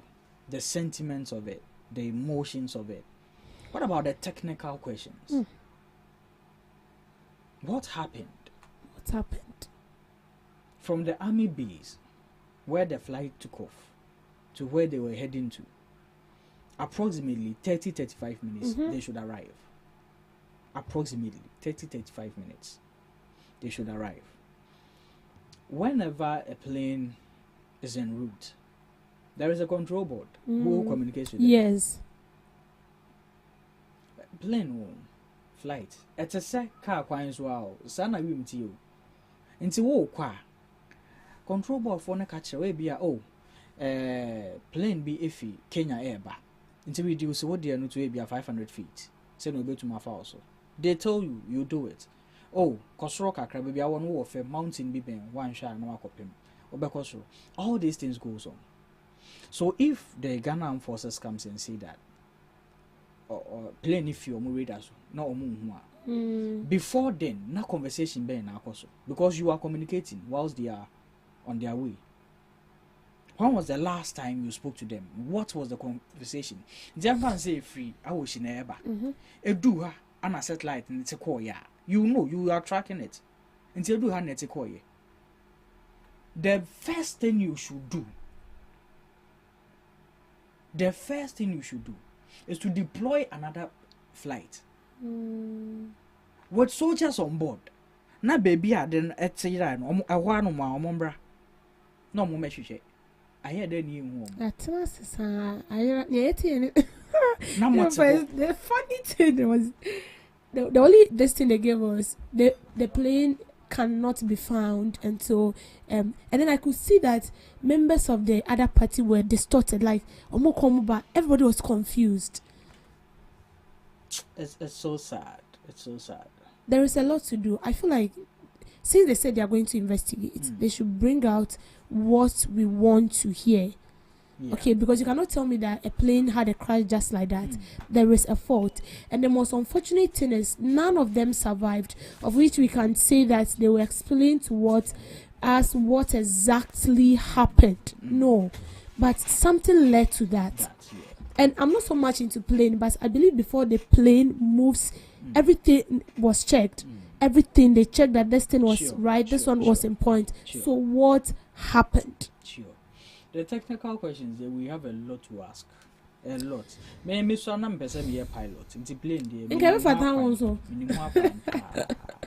Like I just learn about it. I love it. So there are so many questions. Because one, flight no Muyusu, that was supposed to take the president. Yes.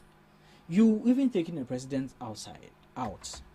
The defense minister, the entire security of this nation, the man who has it. I don't know about him. So you are telling me a defense minister playing about him or my checks. In fact, it is a protocol.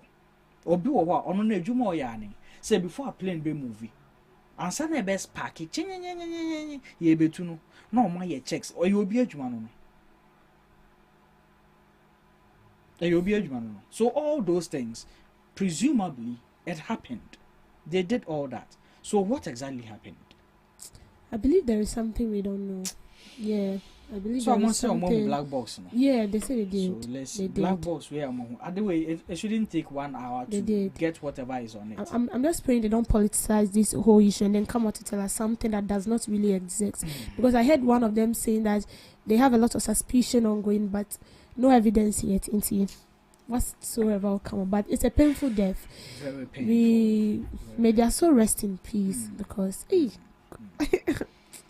and may their families and loved ones be consoled and strengthened by God. Debbie. Okay. Thank you. Thank you for having me. Sure. So this is where we end the unusual conversation this morning with Debbie. Our guests are in, so we'll take a short break and they will join us in the studio to get the conversations going. Hello Ghana, hello worldwide, I'm level band. Now listen, every Tuesday and Friday, beyond the time it's going to carry Braille. Our GhanaTalks Radio, 7 p.m. sharp. Now Tuesday, we're gonna talk about our culture, our history. My 20 things set about Kwasem. Now on the Friday, you bars on bars. You better rap, you better say it. No artists go join me in the studio. We're gonna discuss about music and business. Or you singer and now you rapper, you think say you get bars. You go spit fire now. Listen, make you join me with studios. Our GhanaTalks Radio and you say then our day. Me say download the GhanaTalks Radio app on our Play Store and the App Store. Na tune in and say this is what you see baba live on Facebook, Kointakra, any GhanaTalks Radio page in this now. Listen, about your fire. 1 year, Wading,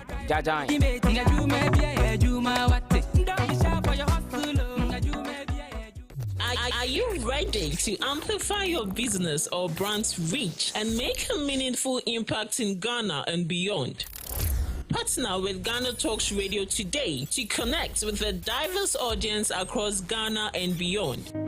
Elevate your brand through on-air promotions and social media. Boost your brand during prime time. With GhanaTalks Radio, you can extend your reach across digital platforms. GhanaTalks Radio is not just a station, it is a community hub where your brand becomes part of the conversation. Join us in fostering connections, celebrating culture, and making a lasting impression. For customized sponsorship packages and enquiries, email contact@GhanaTalksRadio.com or call +233 202 544614. GhanaTalks Radio, giving the youth a voice.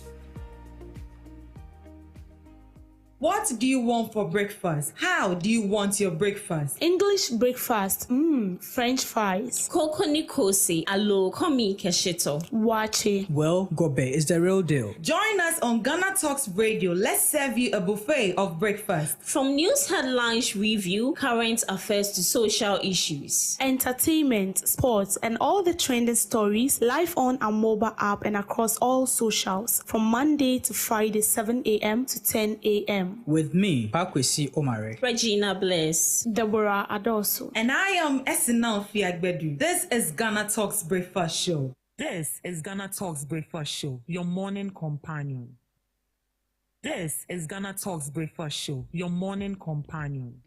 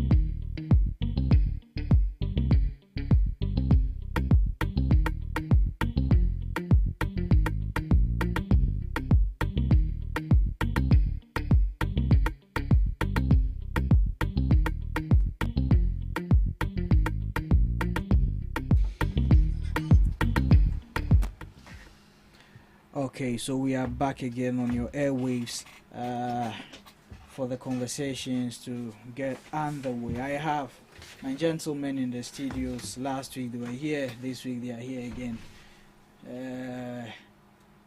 Last week, now more elections, no way more. Now she say, hey, I care. But Benjamin for your mama kwaba. Yeah, baby aboko there. Nyamiado. Nyamiase. Ikukrum sa asempa na ya ntibins.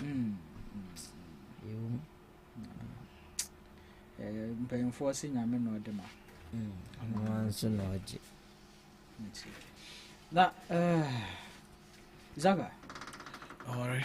Shedding na yen shedding. Party for even though they are your party folks, they are Ghanaians as well, and they were 7 all of us. So definitely, yeah. Who say what's your black idiot? Not say. Say me share black, me brand okay black no share after and say black can.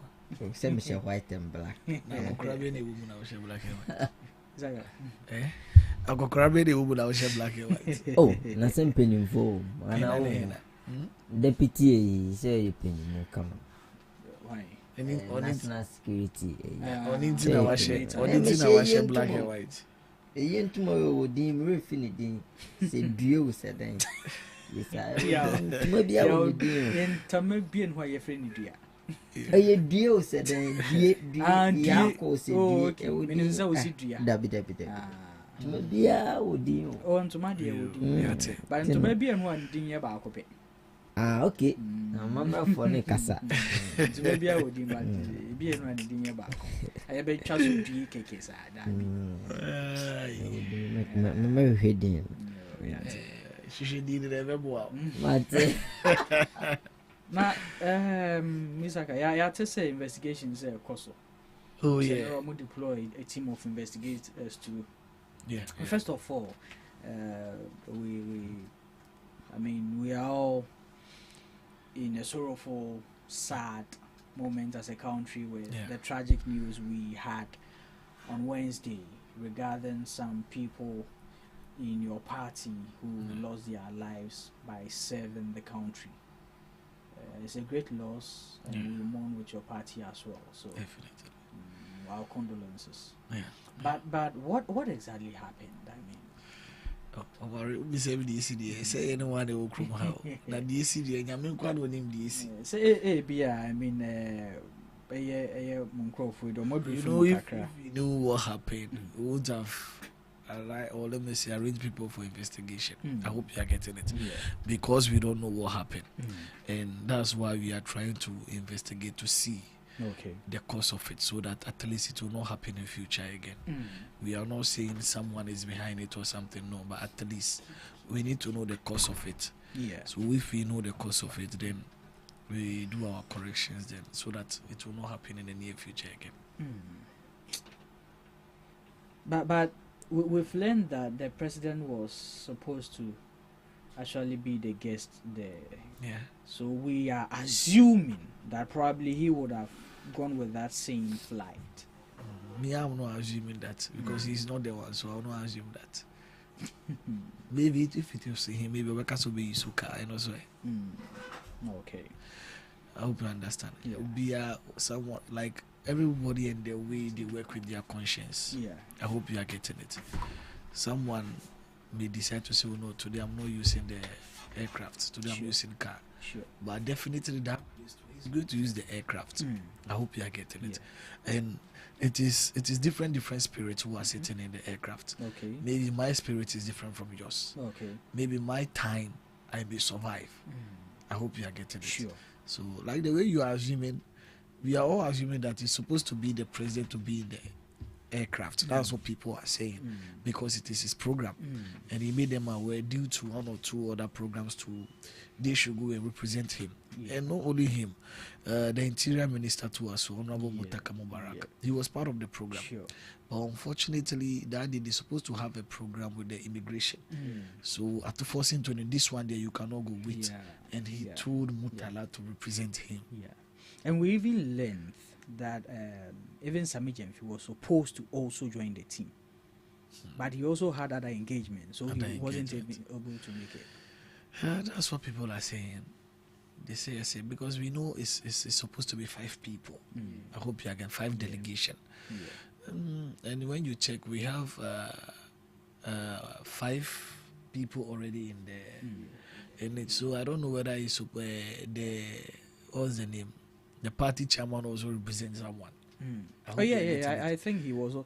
According to, you see, this was actually a gold initiative or program, let's put it that way. It was regarding mining. Yes. So definitely Sami Jemfi was going to be there. It was definitely mining, the president is there. Definitely. Yeah. But you know where the president is, the interior minister is supposed to be exactly. So but the Nyame baby, God knows what he's doing, and we have accepted this in faith. Sure. I hope you are getting it. Yes, and I think by now I know they are back because interior minister told us exactly 6 hours they will be able to do the DNA so that we can identify which of them, which of the distant what's the name, the body belongs to so we are just hoping for the best, and I think this is a good call to us, so that at least we can have good people to learn more about this DNA, because it's even a shame as a country like ours. We don't have expert in DNA. I hope you are getting it. Yes, sir. But we can be able to spend almost 100 million to build a cathedral. So it tells you that we have a lot of work to do as a country. So we should see how things will go. And the family too, I think they should take heart. And according to the interior minister, they have cooperated. And whatever they are supposed to do as a family, they have done it. And whatever the government too is supposed to do to put things in place, the government have done it. So we are hoping for the best. May their soul rest in peace. And we pray that should not happen again. Because just few weeks or months ago, I think almost a month now, the same person, Dr. Omane Buama, was the same person talking about the aircraft in Parliament, how we can do to procure new ones, so that at least we can, the government or maybe the government officials will be able to do things according to time. And unfortunately, this happened. Yes, and we are still praying to God too as well. Relent is due to the weather condition too as well, and the same thing has happened in Kenya, and the same thing too has happened in America. So all of them, may their soul rest in peace, and whatever it is, I think God should make things easy for us. Sure. Thank you there. Anything you would want to add to the tragic news that we in this period? Some comments and some talks are not needed. See that DNA analysis and use money for who and the rest. I've just been reading comments from the time we had this incident, just from some yesterday. I had to give it to, how do you call it, A+ on Facebook, because a whole parliamentary MP, then you come and be writing certain things on your wall. when people are mourning. What did he say? DNA what akokra bone ano disika akoti who say sika ni be see a forensic study department. But yeah, honestly, yeah, we know we are in trying times. We are in some emotional moments, but we shouldn't also. It is these things that will bring out these conversations. Just even taking whoever built whatever hole. I mean, we've had governments. So why do you blame?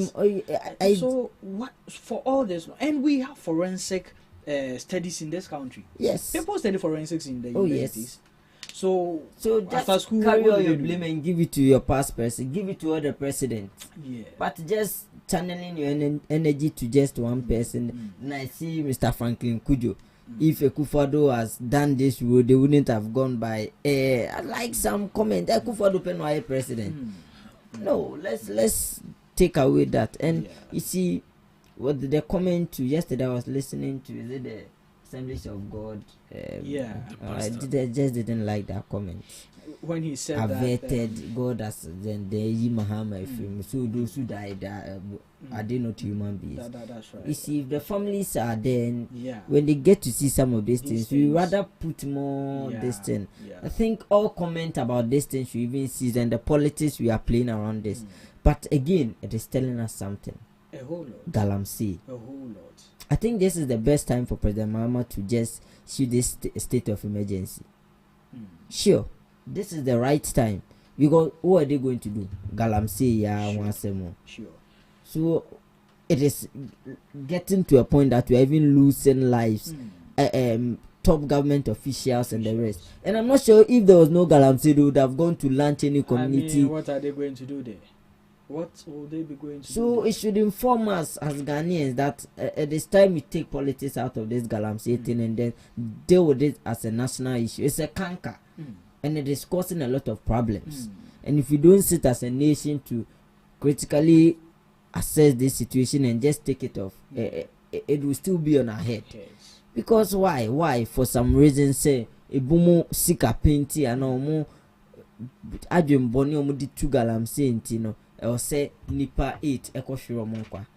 Of which maybe if they are stayed in their homes, nothing would have happened. So I think this is the best time for the state of emergency. President Mahama should critically analyze that. And yesterday, watching him speak, to Mr. Papano, I sent it to me. Yeah. Jam she Julius Debra Pa also. Oh, it is sad. You see, Obi Kase. Oh, yesterday I was just reading comment. Oh, nothing for Omoni. It is not the death, too. It is how the people. They die. I'm imagining the stress and the pain they went through. Sally, before that's what I've been thinking of. Look at the plane crashed, and the people there said for them to move from the town to that forest was about 2 hours. So that means they bent. Because I actually want to know definitely. No, we don't even need to discuss it. I was secretly. It is sad. So what we are saying is let's take politics away from this whole issue and then. Let's speak to people are mourning and this is the time we have to offer our condolences. Anna Akufo-Addo yes and at this point it's not needed. What we all can do is that we pray for the families and we use this as a case study for ourselves that we are see you betray money ever call at the point reading comment and Omo used to land and now this word has no formula. Just put it at the back of your mind. This word has no formula. Yes, just after the incident, people also use the road. Accident. 2M Express, and Mankesim. So it's telling us that this word has no formula. When the time comes, you can't do anything. That is inevitable. So it is just to tell us that once we are walking in this life, it's all and then just know that you can go anytime. What do you say about so and now the only then you can go anytime. I'm not sure any of them thought that this will be the end of their life. This is how they were going to end their life. To be bent. No, I'm not sure. But God knows best. For us, all we can do is we offer our condolences to the family. We'll continue to pray for them in this dying period, in this I just what of their wife, their children, and you know the painful aspect, people who depend on them. Charlie, by now could be school fees as well. Oh yeah. I last week I'm saying I said yes. You say Kakolan came you ban. Oh, so let's look at those who depend. Sometimes you have to look at those who depend on these people for survival. What are they going to do now? It is sad. It is sad. Because how can you just sit and you're okay? We didn't comment to Mobu Krasanya. Yesterday I sat in a car. I saw Minya Kranka playing top parliament on Mumuni. Taxi driver, no. Oh, I saw Muni. And I'm saying, no money has it solved your problem? They are just we are the chin and you best start. I really powerful from mama, and it's going to continue. So, do you think that will be the best solution for? Oh, there be woman in a woman in top parliament and not to Jubilee House. No, Kumobia. At this point, this new will never solve any problem, and it is very sad. But you see, reading another comment, gender ministry just released a letter, press release. They've now realized that some 16 children died. So I was asking myself, if we had not received this tragedy, would they have remembered that some 16 children died to come out with a letter? They should bow down their head in shame. For I feel now they say and 16 children died and 8 we are wishing them our condolences their family. 16 for 2 weeks a day. So at least, but all we can say is that condolences to the family. Yes, definitely. No one is there. Okay. Now, getting into our main topics for discussion today, there is, I think the incident happened last 3 days, and then yesterday there was a directive by the president that the finance minister should double up again as the defense minister, and then there was another position given to another person, Amakofi Boa, exactly. And citizens are asking, we had deputies to these positions, so what was the essence of the deputies then, if they can fill the gap when their outright leaders aren't available? Don't you think this undermines them of their positions as deputies to these particular positions? When I saw it, I also asked myself, but they have deputies there, why? But as I would say, the too many crowd send out dinner go effort. But I think once you've seen that from the, then it means that in the shortest possible time he's going to appoint new people to assume that role. That is why he has actually given it to, because he knows finance is a very broad area. In no time he's going to appoint somebody there. But again, let's look at giving it to the deputy to become main, and then you appoint somebody again to come, and then deputy will come back to the position. Power and Kasa there, it has a whole lot of issues because they have deputy and so I say anka yamani main and no so pe. Until once the boss senior no say man acting yipe na no question say some call deputy na ye do be for about a whole lot of issues. Oh, but even with that, then that would have raised even much more questions, because you looked at the entire nation of over 30 million people. You pick 2 people, one as the main, one as the deputy. Now, if the main, for some reasons, is no more, the next person in line, I will share we are or my name wouldn't be a deputy. No, I say I'm fancy. Say President Iniwa, who is the next most powerful person on the land? The vice. Exactly. So the president doesn't want to get to that point. Probably they've started mentioning something, and I see that is the problem. I think Speaker made mention of that when Akwitia MP. Nipa wu ya na ebi mo twina konya se kra pa abehye ho. Yesterday reading some comment on Twitter. Some of the NDC boys have started even posting the Kofi Boachi for defense. I said obi wo yenya 24 hours impo no. Monto mo at least let's give respect to the family. Mo politicize their movie sisi of which you know is not in your power to do that. It is the president. 90 more years and president they who their money panana. So I think those are all we go ahead there. Yeah, that is one thing. Who call you na wakunya no obije. So I think that is what is going on. So to be on the safer side, then let me give it to another person who is already handling a year. Time national make us me year. Enkoye problem me die free in sema because no one need the other.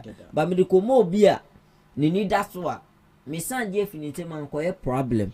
But one as you are saying, the best thing to do is to let the deputies, even if you want to make them substantive, let them be acting for now because omo no ni medjuma no. Omo no ni na ye edjuma. Ano mo hu edjuma ni mu. So boja jemfi at defense.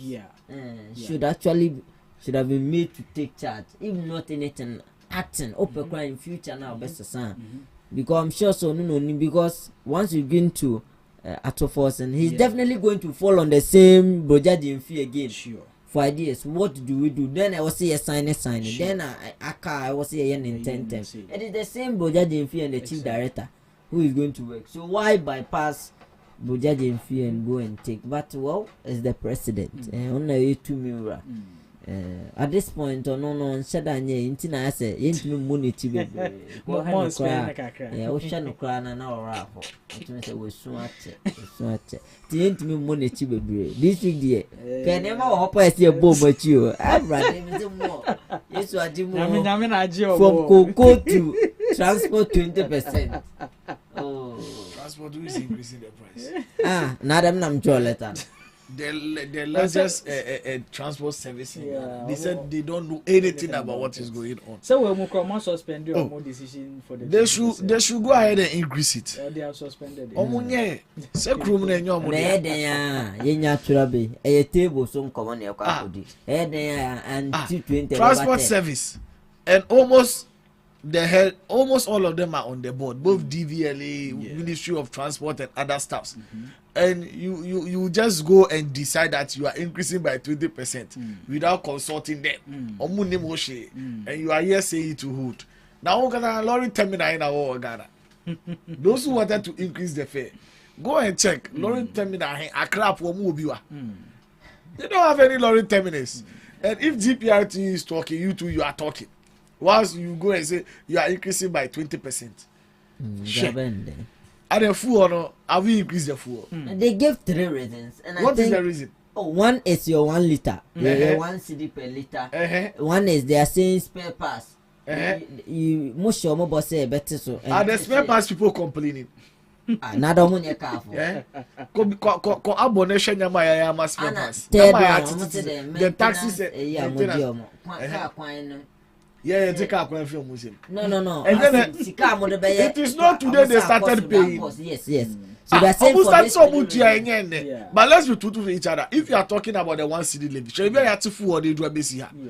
And we gave you a tangible explanation about that one. And let's be truthful. When was the last day you saw light off? And they don't cry. Yeah, can't cry. And even you, the MPP people, know that they are not against the 1 city levy. I've not seen the MPP against it.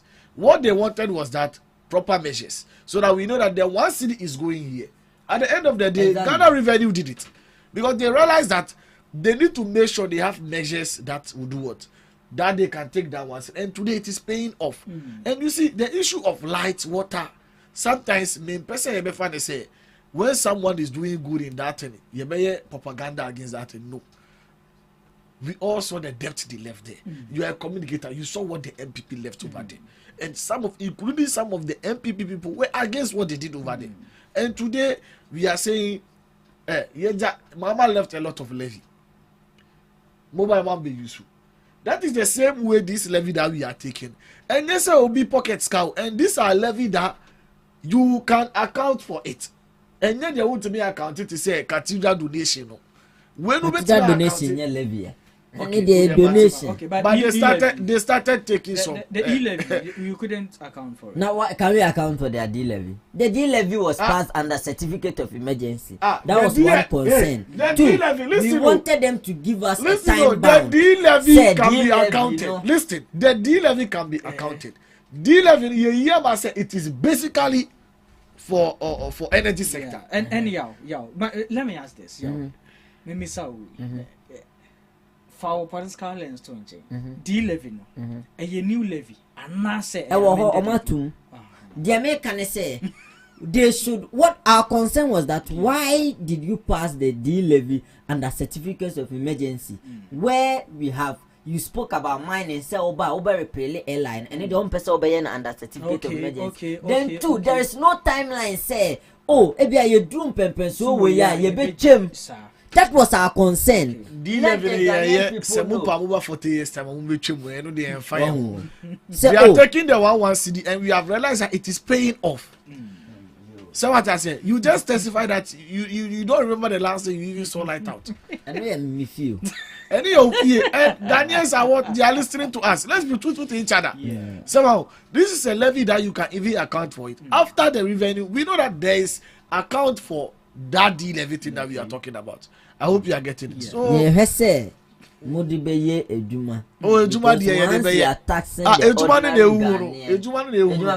oh, that will light out. Good one Don't worry. You see, Omari, we are talking about the deputies. I think Murtala has no deputy. Yes, environment there is no deputy. And as I'm talking to you, the defense, the deputy minister, is part of people that this thing has really touched them. And before he even became the deputy, Dr. Omani was his role model. He always dreamed of working under him, which is Project GFE. I hope you are getting it. And we should also know that the defense minister reports directly to the president.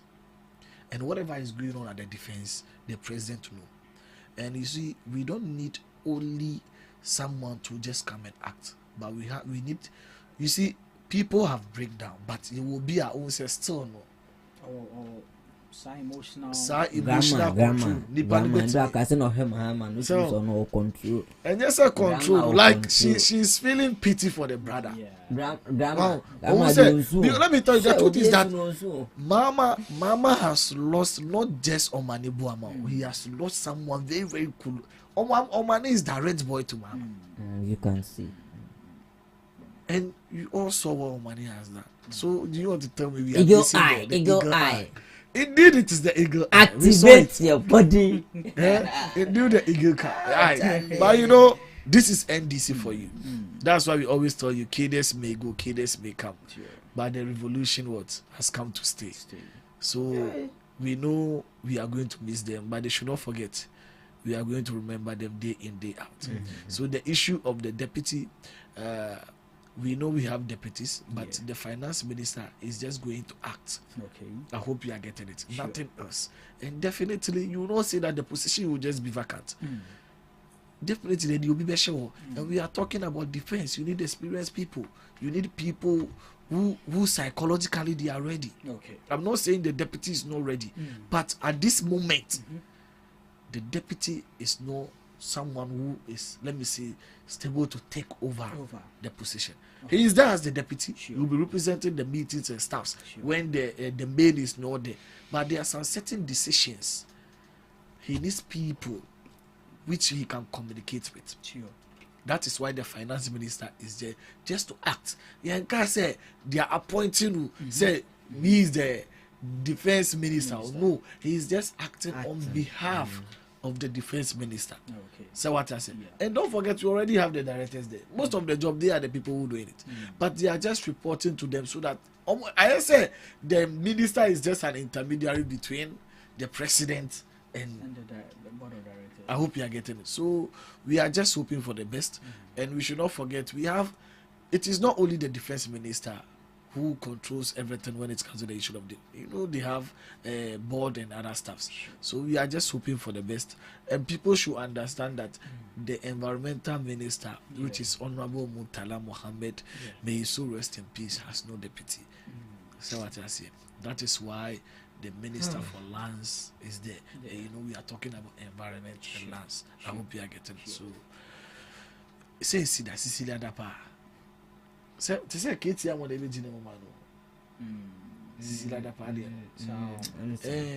so it's normal.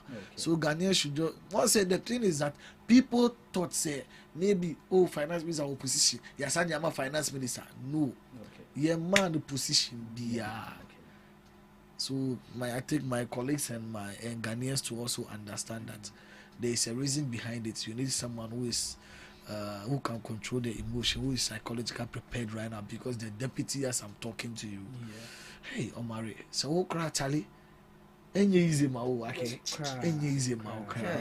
So we are just hoping for the best. Sure, okay. Yeah, I want for be uncle. Just an hour can party in power. I'm no moon say the intia, Yedibako obedi, Media. No position. Condolences, man. Because they are one. Okay. Ye Mobi was a Kumobi, and David Nisa, a more democracy, and a cum nanado, my era de cum nanado. Not the one, yes. Not the one. Only a demonstration. Some Jim from Lydia. I don't have video. A Ghanaian demonstration. But so video now. It's because of hardship. If you remember Kumi Preko, you know be saying Nanado Kumi Nanado ma. Do you know what Nanado did in this country? Please.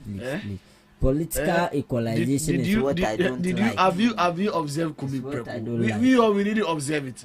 But when you go and ask your father what they did in Kumi Preko, they will tell you. Nanado is no 8 years not and we were surprised.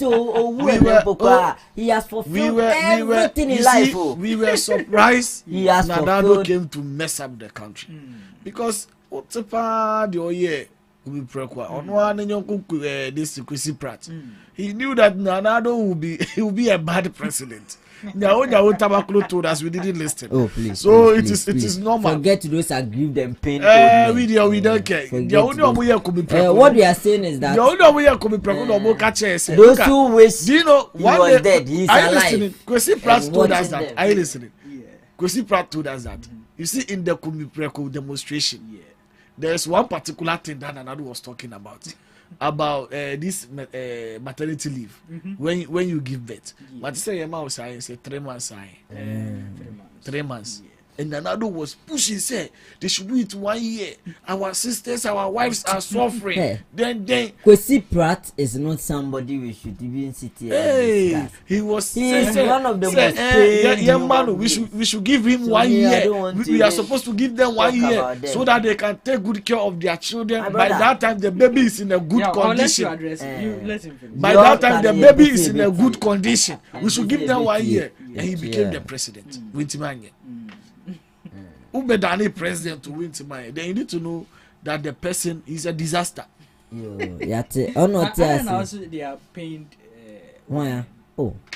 Sometimes people, sorry to say, are not worth discussing. I cannot sit here and then discuss them. President Kufuor has paid his quota. Why do you bet me? Nipa da se ni untimi nye bibia. Nidi kan ye born yare, ye born wo, de keka ho. Nso ene wa fulfilling a wish ni na. Are you sure President Kufuor should die today? He will be worried. He has fulfilled everything. He wanted to be president. He has done it. Or Nananom or So who is next? Bamia or Allah? Who? For what? Your party is next. Please. What we are saying is that President Kufuor has fulfilled. Those who wish him death. Imagine you are bringing someone their head in shame. That Rollins trained. When John Kuma died. Omari Rollins trained Atamis. Atamis trained who? Mahama. Mama is training. Oh, they are coming. young ones who say young and intellectual ones, they are coming. The lives of Aruna Idrisu, Johnson, oh no, not that the man. We are just mentioning name. I hope you understand. Let me tell you, NDC is a party that no matter who you bring from the party, we are okay. We are good to go. Choice first. People did not like when they brought Mahama. By the end of the day, we all supported. I hope you are getting it. Last week we met because Julius Dembra, no kind of able to defense. You do not know any choice. So what I'm saying is that, but you have already made your choice. Equalization, please. I want to ask him the reason why he's supporting Brother Champo. Ask him. I want to know. Please. For that, it is not your party issue. It's not your party. That is you and anyone who I'll throw my support for, it is within myself and my party. You have to think about your party because Moafekwa na mobe come contest. What I'm saying is that that debt with politics is not the best. We shouldn't even get there as a country. We've already gotten there, but it is not healthy. Right from males time to politicize his death and what have you. It's not the best. Down. So you have realized that you people started it. Oh, who started? Please, and I may come as someone better. And no one will say, Mama, Ekua Tamis. That is where it started. Yeah, nationalist. I mean, come as and I mean, politician. So what I'm saying is that I think it's not healthy, and we should put a stop to that. From what has happened, we should all take a cue from it that we are said we just between anyway we are only passing through and we'll leave. So ona obi and see we na yes na we na yes national poison party na it's not the best. Think from today as people we should just tune in our mind that whatever happens let's stop this politics with that. We do not even, it's not healthy for the family. Not healthy for the family. And any day basi because nipo ni wu ya de chin ko bi penakonya. Nti dem abeka no ka de basi say at least you should give some more time for the family. Na de obi wu ya 3 days no be a flyer. Hey! Nti mo tamale central. Na akwetia and okay. But it's all in. Sure. Your question. I think that we all know the reason why these people traveled from Accra to Obuasi. Yeah. It was because of this mining issues, and so with the tragic that's mad this particular event. Yeah. People are calling for a precarious measure, an extreme measure of a fight against this Galamsey. Yeah, you mentioned something in your earlier submission, and so I want to take you first. But what has happened now? Losing 8 of our prominent people, leaders, as a country, to Galamsey and its menace. What do you think is the right way to go against the Galamsey fight? Galamsey, they say, it is now within the power of the president and his people, just like how Sam just said, that the president, whom we are paying with our tax, can end Galamsey if he really wants to end it. It means that the president has that power to end it if he really wants to end it. One is the state of emergencies. Declare a state of emergency. At this point, we cannot afford to lose more lives to this Galamsey. So just declare the state of emergency, repeal the LI for mining in forest reserve, arrest all your people who are in there. Say NDC, say MPP, say Wanyo. Let's go on and arrest them. And you see, my point has to do with this PR and settings. Ochina nipa 3, ochina nipa 4. Na yabane you see, those are just surfaces, but the real issue is there. Declare state of emergency, arrest your people in there. I feel this foreign people who are doing the galamsey na choma na deport them no deport them akwan waba be say man owi na deport no akọ next 4 years no asan ba bio. Let's put some measures there that will detain them because I'm ochim na do meko na say metua because me say metu no ochim ko anya me krom na ade meko. Then let's put some end to that and remove our political lens. It's not helping us. And again, I heard something for them some time or so saying that what they went to even launch, President Akufo-Addo has launched that thing already, community mining. Oh yeah, for that one let me come in. I don't know, but I was even supposed to go and cover that event. See, the community mining that was launched by Akufo-Addo, it was a great initiative. But do you know what happened with it? The entire definition given to that community mining was that, let's say GhanaTalks Radio is a community and we have minerals here. What we need to do is that we ourselves as a community, we mine it. The people here, so the gold is for the people, by the people. We pay our royalties to government, but the leaders of the community use it to develop the community. So that was the definition Akufo-Addo gave to the community mining, which was perfect. Everybody, I even saw the then opposition commend him for that. But fast forward, the communities has come out again to say that the community mining now must somebody aban. Community mining. Yes. And they are taking the money away without even developing the place. Intino enka to say be a hase ya yes ya community mining na ye behu ana Prince Kuma de nkrofo afi wherever aba abetu na omokran say you see him too ha on nya kakra mpo edi na omobaye nso a omaseye nsuo ni ade ya nsase omoko basenka ye nga ne ya because we are surviving on nsuo ni asase nti we will do it in a meaningful manner, a reasonable manner, and kwaseno na echi yenga nkasa ya sa be so far from the consequences. And nti na omo yes ene yensan enwi initiative, but what this time give some directives to it, say it is not going to be given to foreign or aliens. It just yenga ana like yebeye. And even if an investor is coming on board, what they will call for about 20%, 80% of the workers should come from here. From the community. I think that's louder. And there were development program part of what we are going to launch. Because we were trying to stop everything. But the president was thinking, say, when you put an end to all these things, what is the person going to do? So the program is also going to educate people. People who wants to learn handiwork. How do you develop them? Do you develop them? And secondly, the community. Maybe you have the means, but I have the land. We can come together, collaborate, so that we get a concession. Then we start doing something.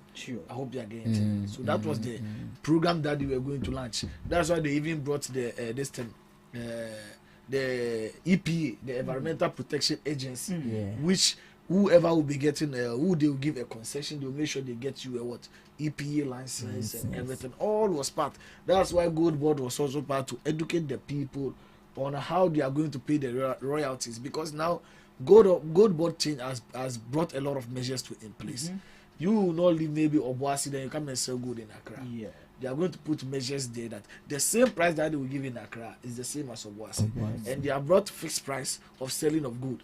Unless maybe the one who want to buy the gold, or no person already be back out. But there is a fixed price that when you are selling the gold, you say no matter what, ubenya 1 cedi. Maybe 100 and also your man can give you maybe 1 cedi, 2 cedi. But there is no way someone will cheat you and give you 99.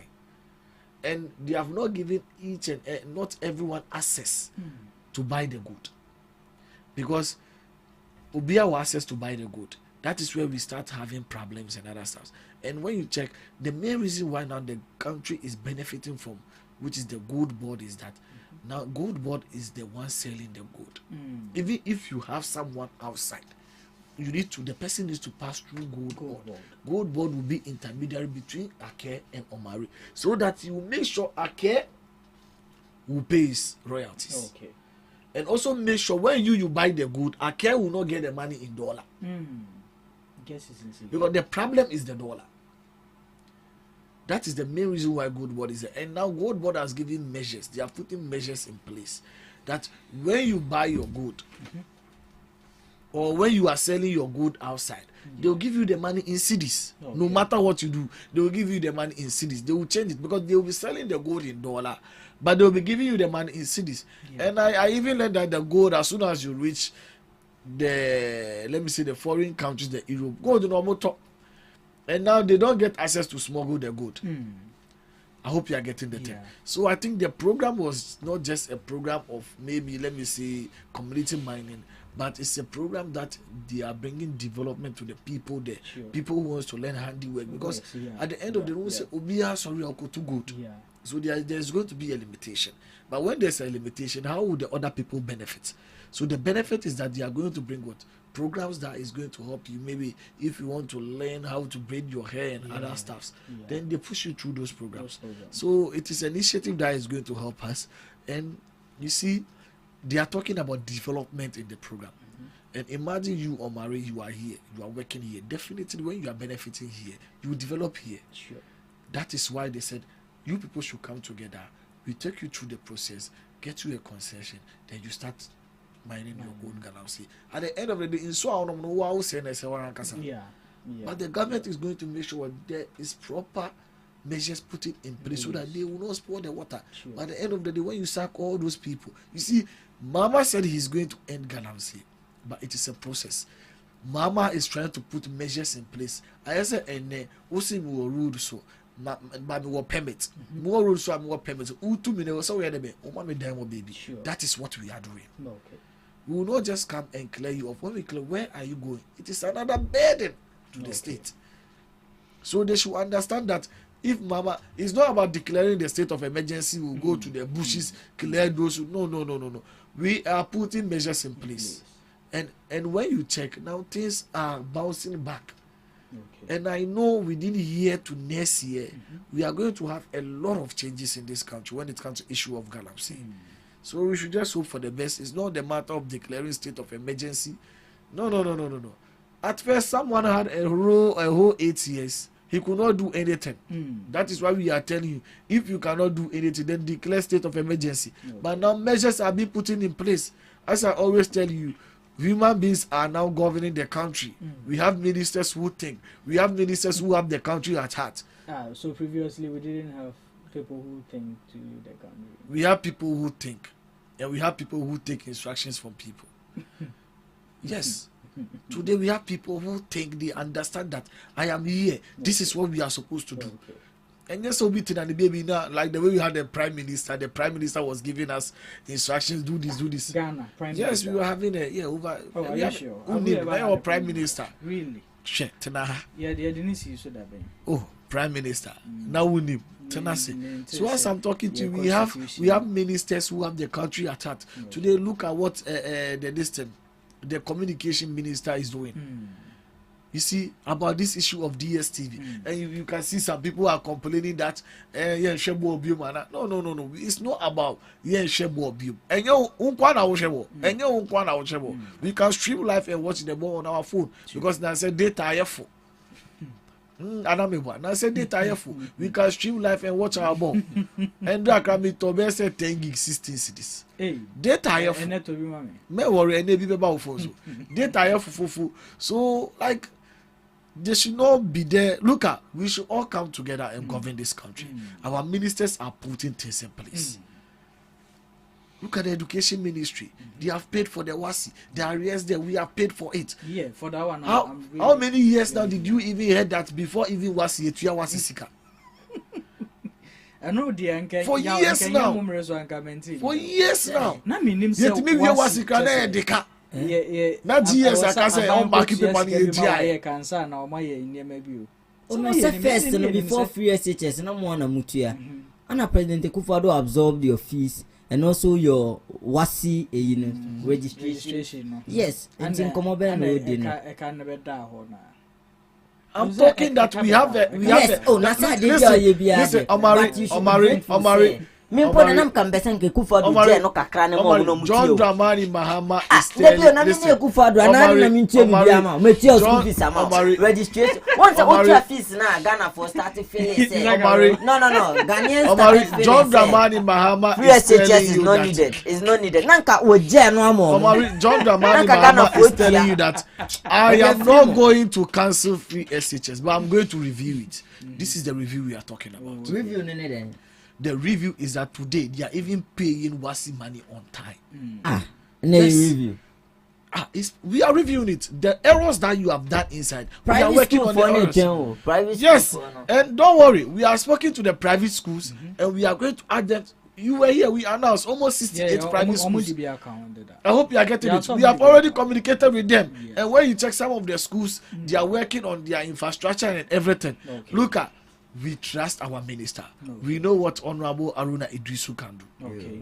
I hope you are getting it. Yeah. Yes, look at this is just 7 months old to 8 months. And we are failing. We are failing. And someone who was 8 years. Are we failing? Are we failing? 6,000. I'm 3,000. Yes, because look at because you want to use this as a propaganda. Look at because you want to use this as a propaganda. Do you know the kind of things we are doing for the cocoa farmers? Do you know the benefit that they are benefiting? For years, you are not giving them infrastructure to even work. Go and check the kind of things we are giving the cocoa farmers. So what are we giving them now? A lot of things. They should tell you. We are giving them a look at they made comparison. They are doing comparison that when he went to the farm, he was sitting in the luxury chair. But the other time, the cocoa boss was sitting on plastic chair. It doesn't make sense. Now, why should you go to a farm with a new chair? Oh no, they go here. Oh no, I want program. Oh no, me my fear crap. Sometimes you see, these are all some of the things. You see the problem? Ghanaians are refusing for us to grow. Look at, we were here, a president was putting his chair inside a whole Land Cruiser. You were not complaining about it. But you had a problem. But you are just complaining. But you're okay. You are just complaining a chair. And you see, that rubber. From station to station, no change. Yes. On one another, let me tell them. For now, the most person I feel very pity for is my own brother, Kokobot CEO. Oh, bre papa. Yes. You know, bre.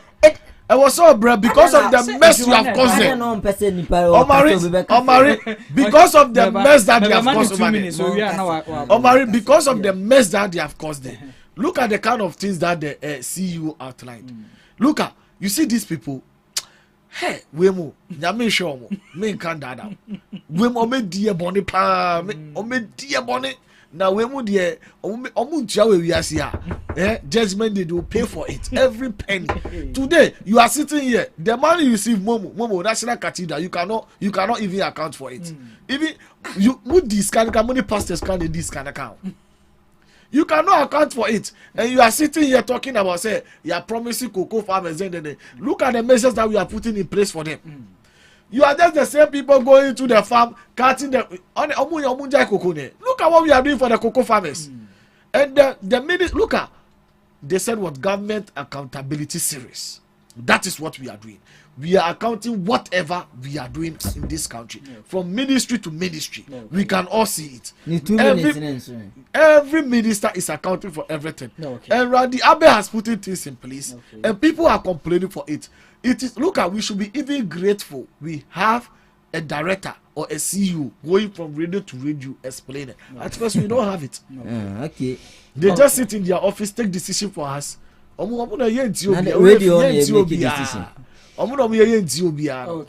you should not sit here and be complaining that we promise cocoa farmers then. No. All right. We are on course. Thank you. My brother. Isaac, what I'm going to do is this. You won't say memani kasa. Oh, on kasa, kasa. Okay. Won't say you can sit here and say or whatever you want to say. But Dr. Baumia will tell you that data. You will work with data. You left the cocoa at 55 Ghana cedis. So President Akufo-Addo, when leaving office, was selling around or not on 3,100 and something. He is selling your cocoa at the world market for over 10,000. Let's to say it is still at the same price. President Akufo-Addo even but let's say it is still at the same price. Today you've added only 128 cedis. What do you expect the cocoa farmer to tell you? and you are telling us that yen yakosi enkofuchi no me video. No, they are complaining because you promised them something and they stood on that to do what? Vote for you. Today you are in power and you are telling us akodi akonya. Then the President Akufo-Addo edi akonya aircop for the security reasons. Mo ka chense watam vie no de akonya sim. Wo kokobot CEO. Went me and for the omopa nkan. O konso watam tie oba akonya kosi wechi na oginem. And you think and you see he na de me nam de akonya no koy. Na akonya roba any problem. What we are saying is that you have disappointed them and they are grieved and they are complaining because what you told them you've not been able to deliver. You see, Anna, do you know what you've given them? You should tell us what they've given them. But yeah, I'm coming. Yes. With that, you know, I mean, we were all here. We reported on it as well. So when it's black, we need to say it's black and it's white. So I do more kind of say. As at then, looking at the price, the world markets, so omuma farmers, 60 to 70% cry. Which as at that time was amounting to about 6,000 So what you are saying? And your mobile power, they are going to give the cocoa farmer 60 to 70% of the world market. So what they are giving them this 60 to 70%? Yeah, do you know why it is less? Men for dollar $7 men for $7 don't bring that issue. What we are saying is that when you give a promise, you know the truth, but you are refusing to say it. But please do not. You know the truth, but you are refusing to say it. 60 to 70%. They've not delivered. Unimadia trade minister, deputy trade minister, kai. Unimasmo kai. I was thinking yet so crowded about 1,009. Have you listened to that interview?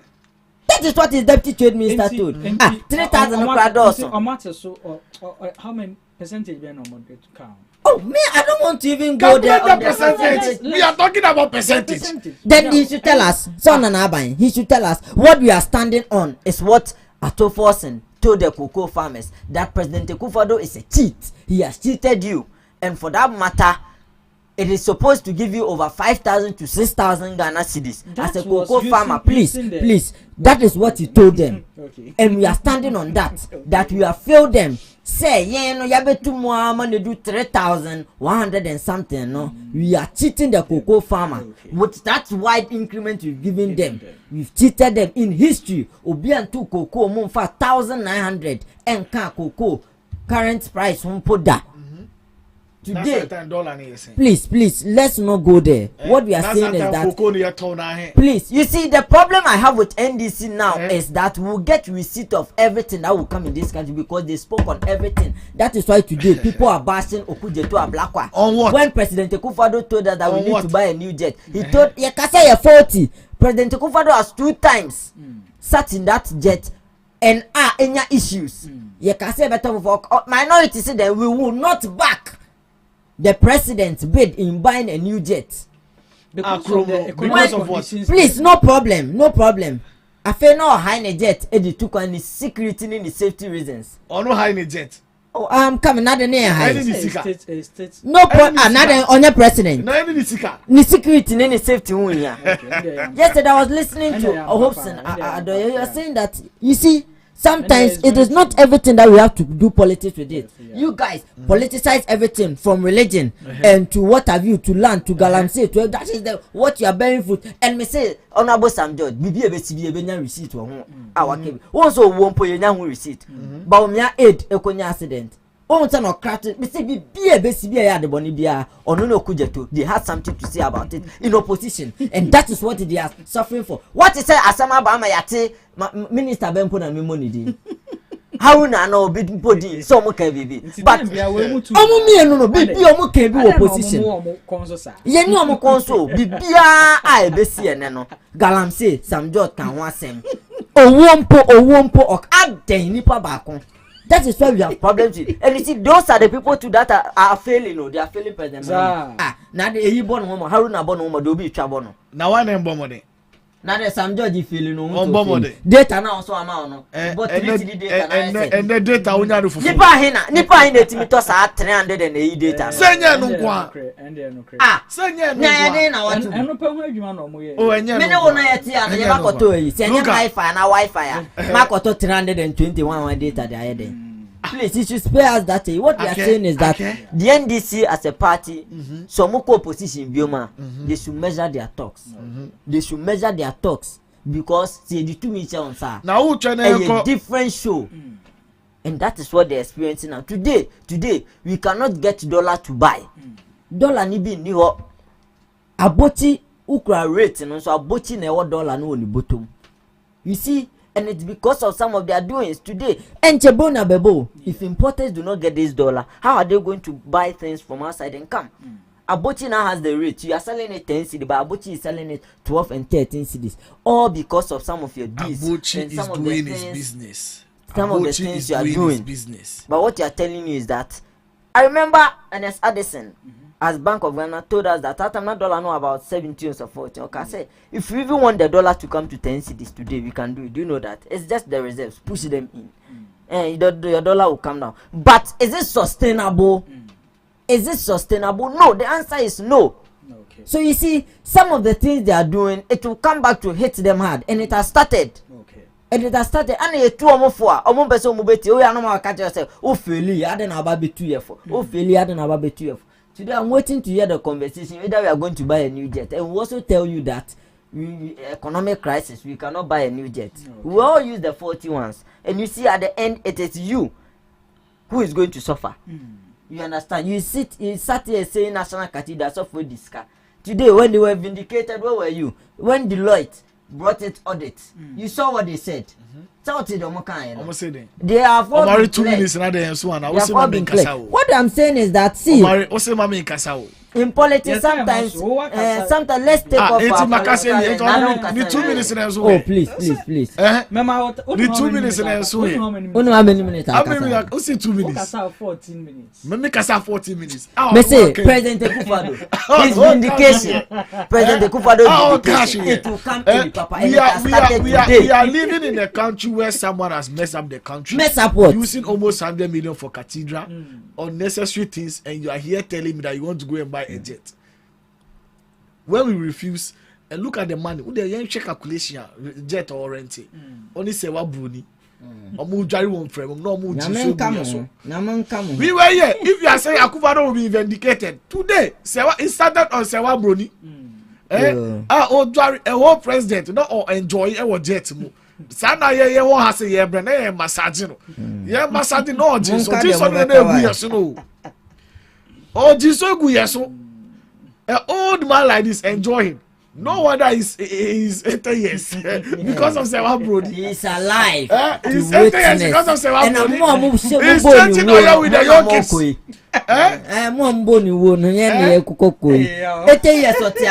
And you know Auntie, he has fulfilled everything in his life. What again does President Akufo-Addo do? The worst president ever.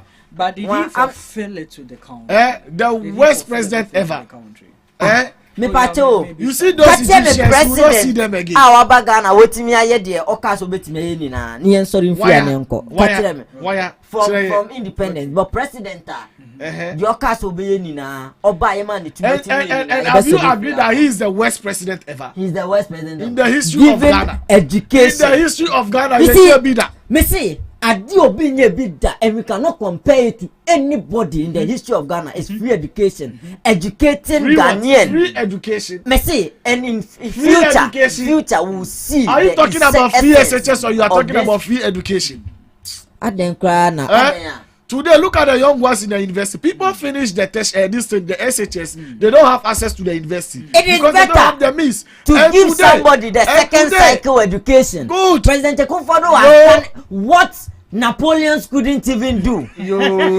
I'm telling you, free SHS. Say Napoleon. Me see, in 10 years' time, we are going to see the fruits of the tree that seed now President Akufo-Addo. That is what we are seeing. That is what we are seeing. You will not see theft. That is what we are seeing today. You will not see What go to Orally Senior High School. That is what we are seeing. Go to Kimbu Senior High School. And I'm telling you, imagine if we are not given free education, what would have happened? He have free education, free SHS. Can you pay be kunkum omo? Ka wo da wan ya be bo tu wo fie. Da ko fado as say, o manipa akọ school free. And from history, free time I yet Ghana, nobody. This is the best social intervention policy ever. Giving education. President Akufo-Addo. Nyame Shirao, baby I will be your vindication has started. Started early. And in about by the time President Mahama will leave, Ghanaians will know that you did whatever you could do to help us as a country. And for me, sitting here, I am grateful to you. Why you be? Masa, wabo ejuma. Yeah, what a rap. Wabo ejuma. NDC nene chronics. And some people can enter in. Yesterday I had the opportunity to meet Dr. Baumia face to face. I'm telling you. I had the opportunity to meet, and you know one thing, the man. Ideas. The rich in ideas is not just in book. For about 1 hour, listening to him on a conference table, face to face discussion. The man is very rich and in depth. Now, come on, Dino. I'm not sure. You see, Ghanaians need him more. I'm telling you. Oh, not just as a sitting down and having that conversation. So soon. I have loved the man. Oh, maybe I have loved the man. You know, he told me 3 things. That among all the candidates that want to be flag bearer, I should ask myself, who is the most prepared? Who is the most formidable? And who is the winnable candidate? And he gave reasons for all the 3 points he gave. And I saw that at this point, the most important person we need now for the MPP. Oh, I'm coming, listen to me. We need now. Brian Champon is good, I love him. But at this point, you're going to boy a party, to win the 2028 election is Dr. Mahmoud Baumia. Oh, yes, I'm telling you the honest. You may take it as a joke or whatever, but see, I wish everybody had the opportunity to meet the man and listen to the man. Very in depth, very very in depth. Then come on, OD. Papa. Envelope no dey we are can one envelope your position. But what I'm saying, Dr. Baumia, me yesterday at this campaign office. Outlining Yama baby, and I think every police station executive, as a delegate, you should give your vote to Dr. Baumia so that we can win the 2028 election. He's our surest bet. So Dr. Baumia there, for now, on no penna. And you know one thing, I was asking myself after the premise, why they beat me a kanya boom, looking at the division, and I saw that it is Dr. Baumia. And so we near obit me a kanya boom. If any of the other candidates will win, bringing that unity will be difficult. The man is very humble. The man is very humble and very accessible. I should add that too. Some common I just entered. I had the opportunity to meet him. So what I'm saying is that baby I come 31st January. Give your vote to Dr. Mahmoud Baumia. It's a surest bet. For Brian Komodie, a future Komo. I think Honorable Yawake started talking exactly 10. And today I just screenshot the time and the date on my phone. I'm just surprised. Hey, was I getting was it here last week?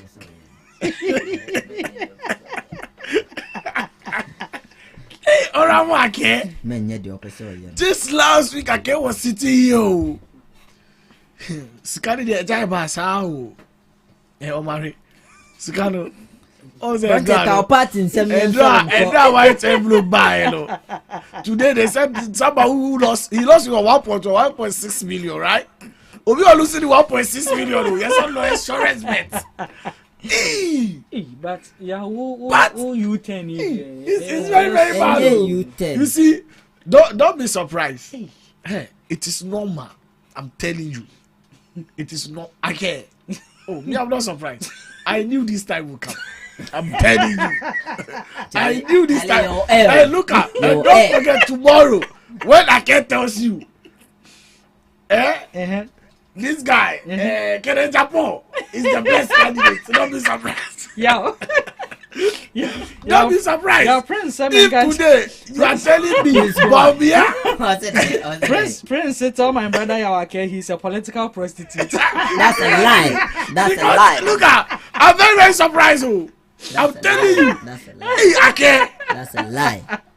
Hey, yo, Brian Temple, the show respect, the unifier. The one who can bring unity. Even Nanado and Co are supporting him because of the ideas.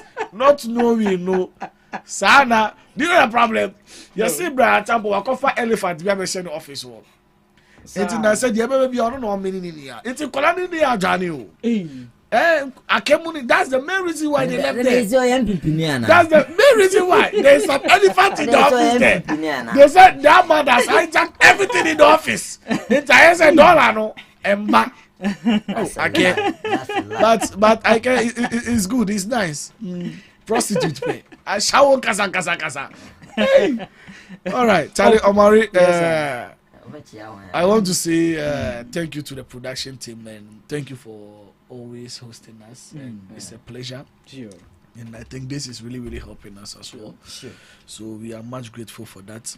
And the party too, we are grateful for the opportunity they keep giving us. Sure. And Ghanaians are happy with John Dramani Mahama. Just 8 months government. It tells you how prepared we are. And don't be surprised if you are doing well. People will be scared that you go again. That's the main reason why people is saying Mama 10, they knew Mama is doing well. Now be our born, be on your show or but be found way. But because him say, but I can rethink because I think you don't know Dr. Mahmoud Bawumia, the guitar man. You don't know him. Now the one who is the musician, you don't know him. After only say, oh yeah, what that musician?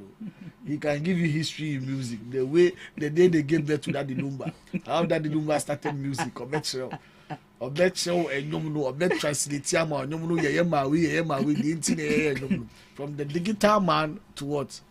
To the history giver in music. It's very soon about creative art. Maybe and I said, I think Babia should go for musical president. Musical president, that one will help him because the way I translating way. No party obi party. You see, every time Babia is never a threat. I told you people, listen, do you know what they don't know? Bawumia will take the northern seat for us. Bawumia will do this. Bawumia, northerners are northerners. I'm telling you today. Someone has 0-0 nifi. Na the mama nyebi. Ani wefi. Bokuna must Bawumia nya 0 no. Mama nso about mama nya 0 26 police stations. Wale. Bawumia crew. Na the onya. Bawumia crew is mama from Boku. Please. Mama is not from Boku. 0 there. The places Mama got 0 was Mamprusi territory. That's where Mama got 0. Simple, he got 0. Okay, Navrongo. My brother Onya 0. Go ahead. The argument is that Bawumia got 0 in some of the northern places. Mama also got 0. You told us that Bawumia is going to take a lot of seats. No man time on pon. You told me Mama is going to Bawumia is going to take a lot of seats in the north. And today you can see what is happening. After north as I head the way, Bawumia you should prepare. Me can't that. But me, I know me whether Bawumia, whether Alan, whether Kenya Japan, missing your baby. So far as you are sitting on that elephant, you go down. Okay. Elephant, no. Okay. I can't do 40 years. Good luck to your primaries. Good luck now, to your primaries. Good luck. We thank our listeners as well for making time with us throughout the show this morning. It's been very interesting, very educative.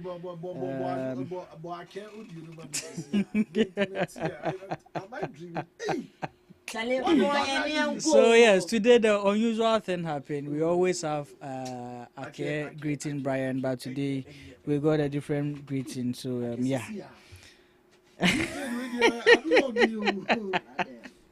We'll leave you here and enjoy the rest of your day.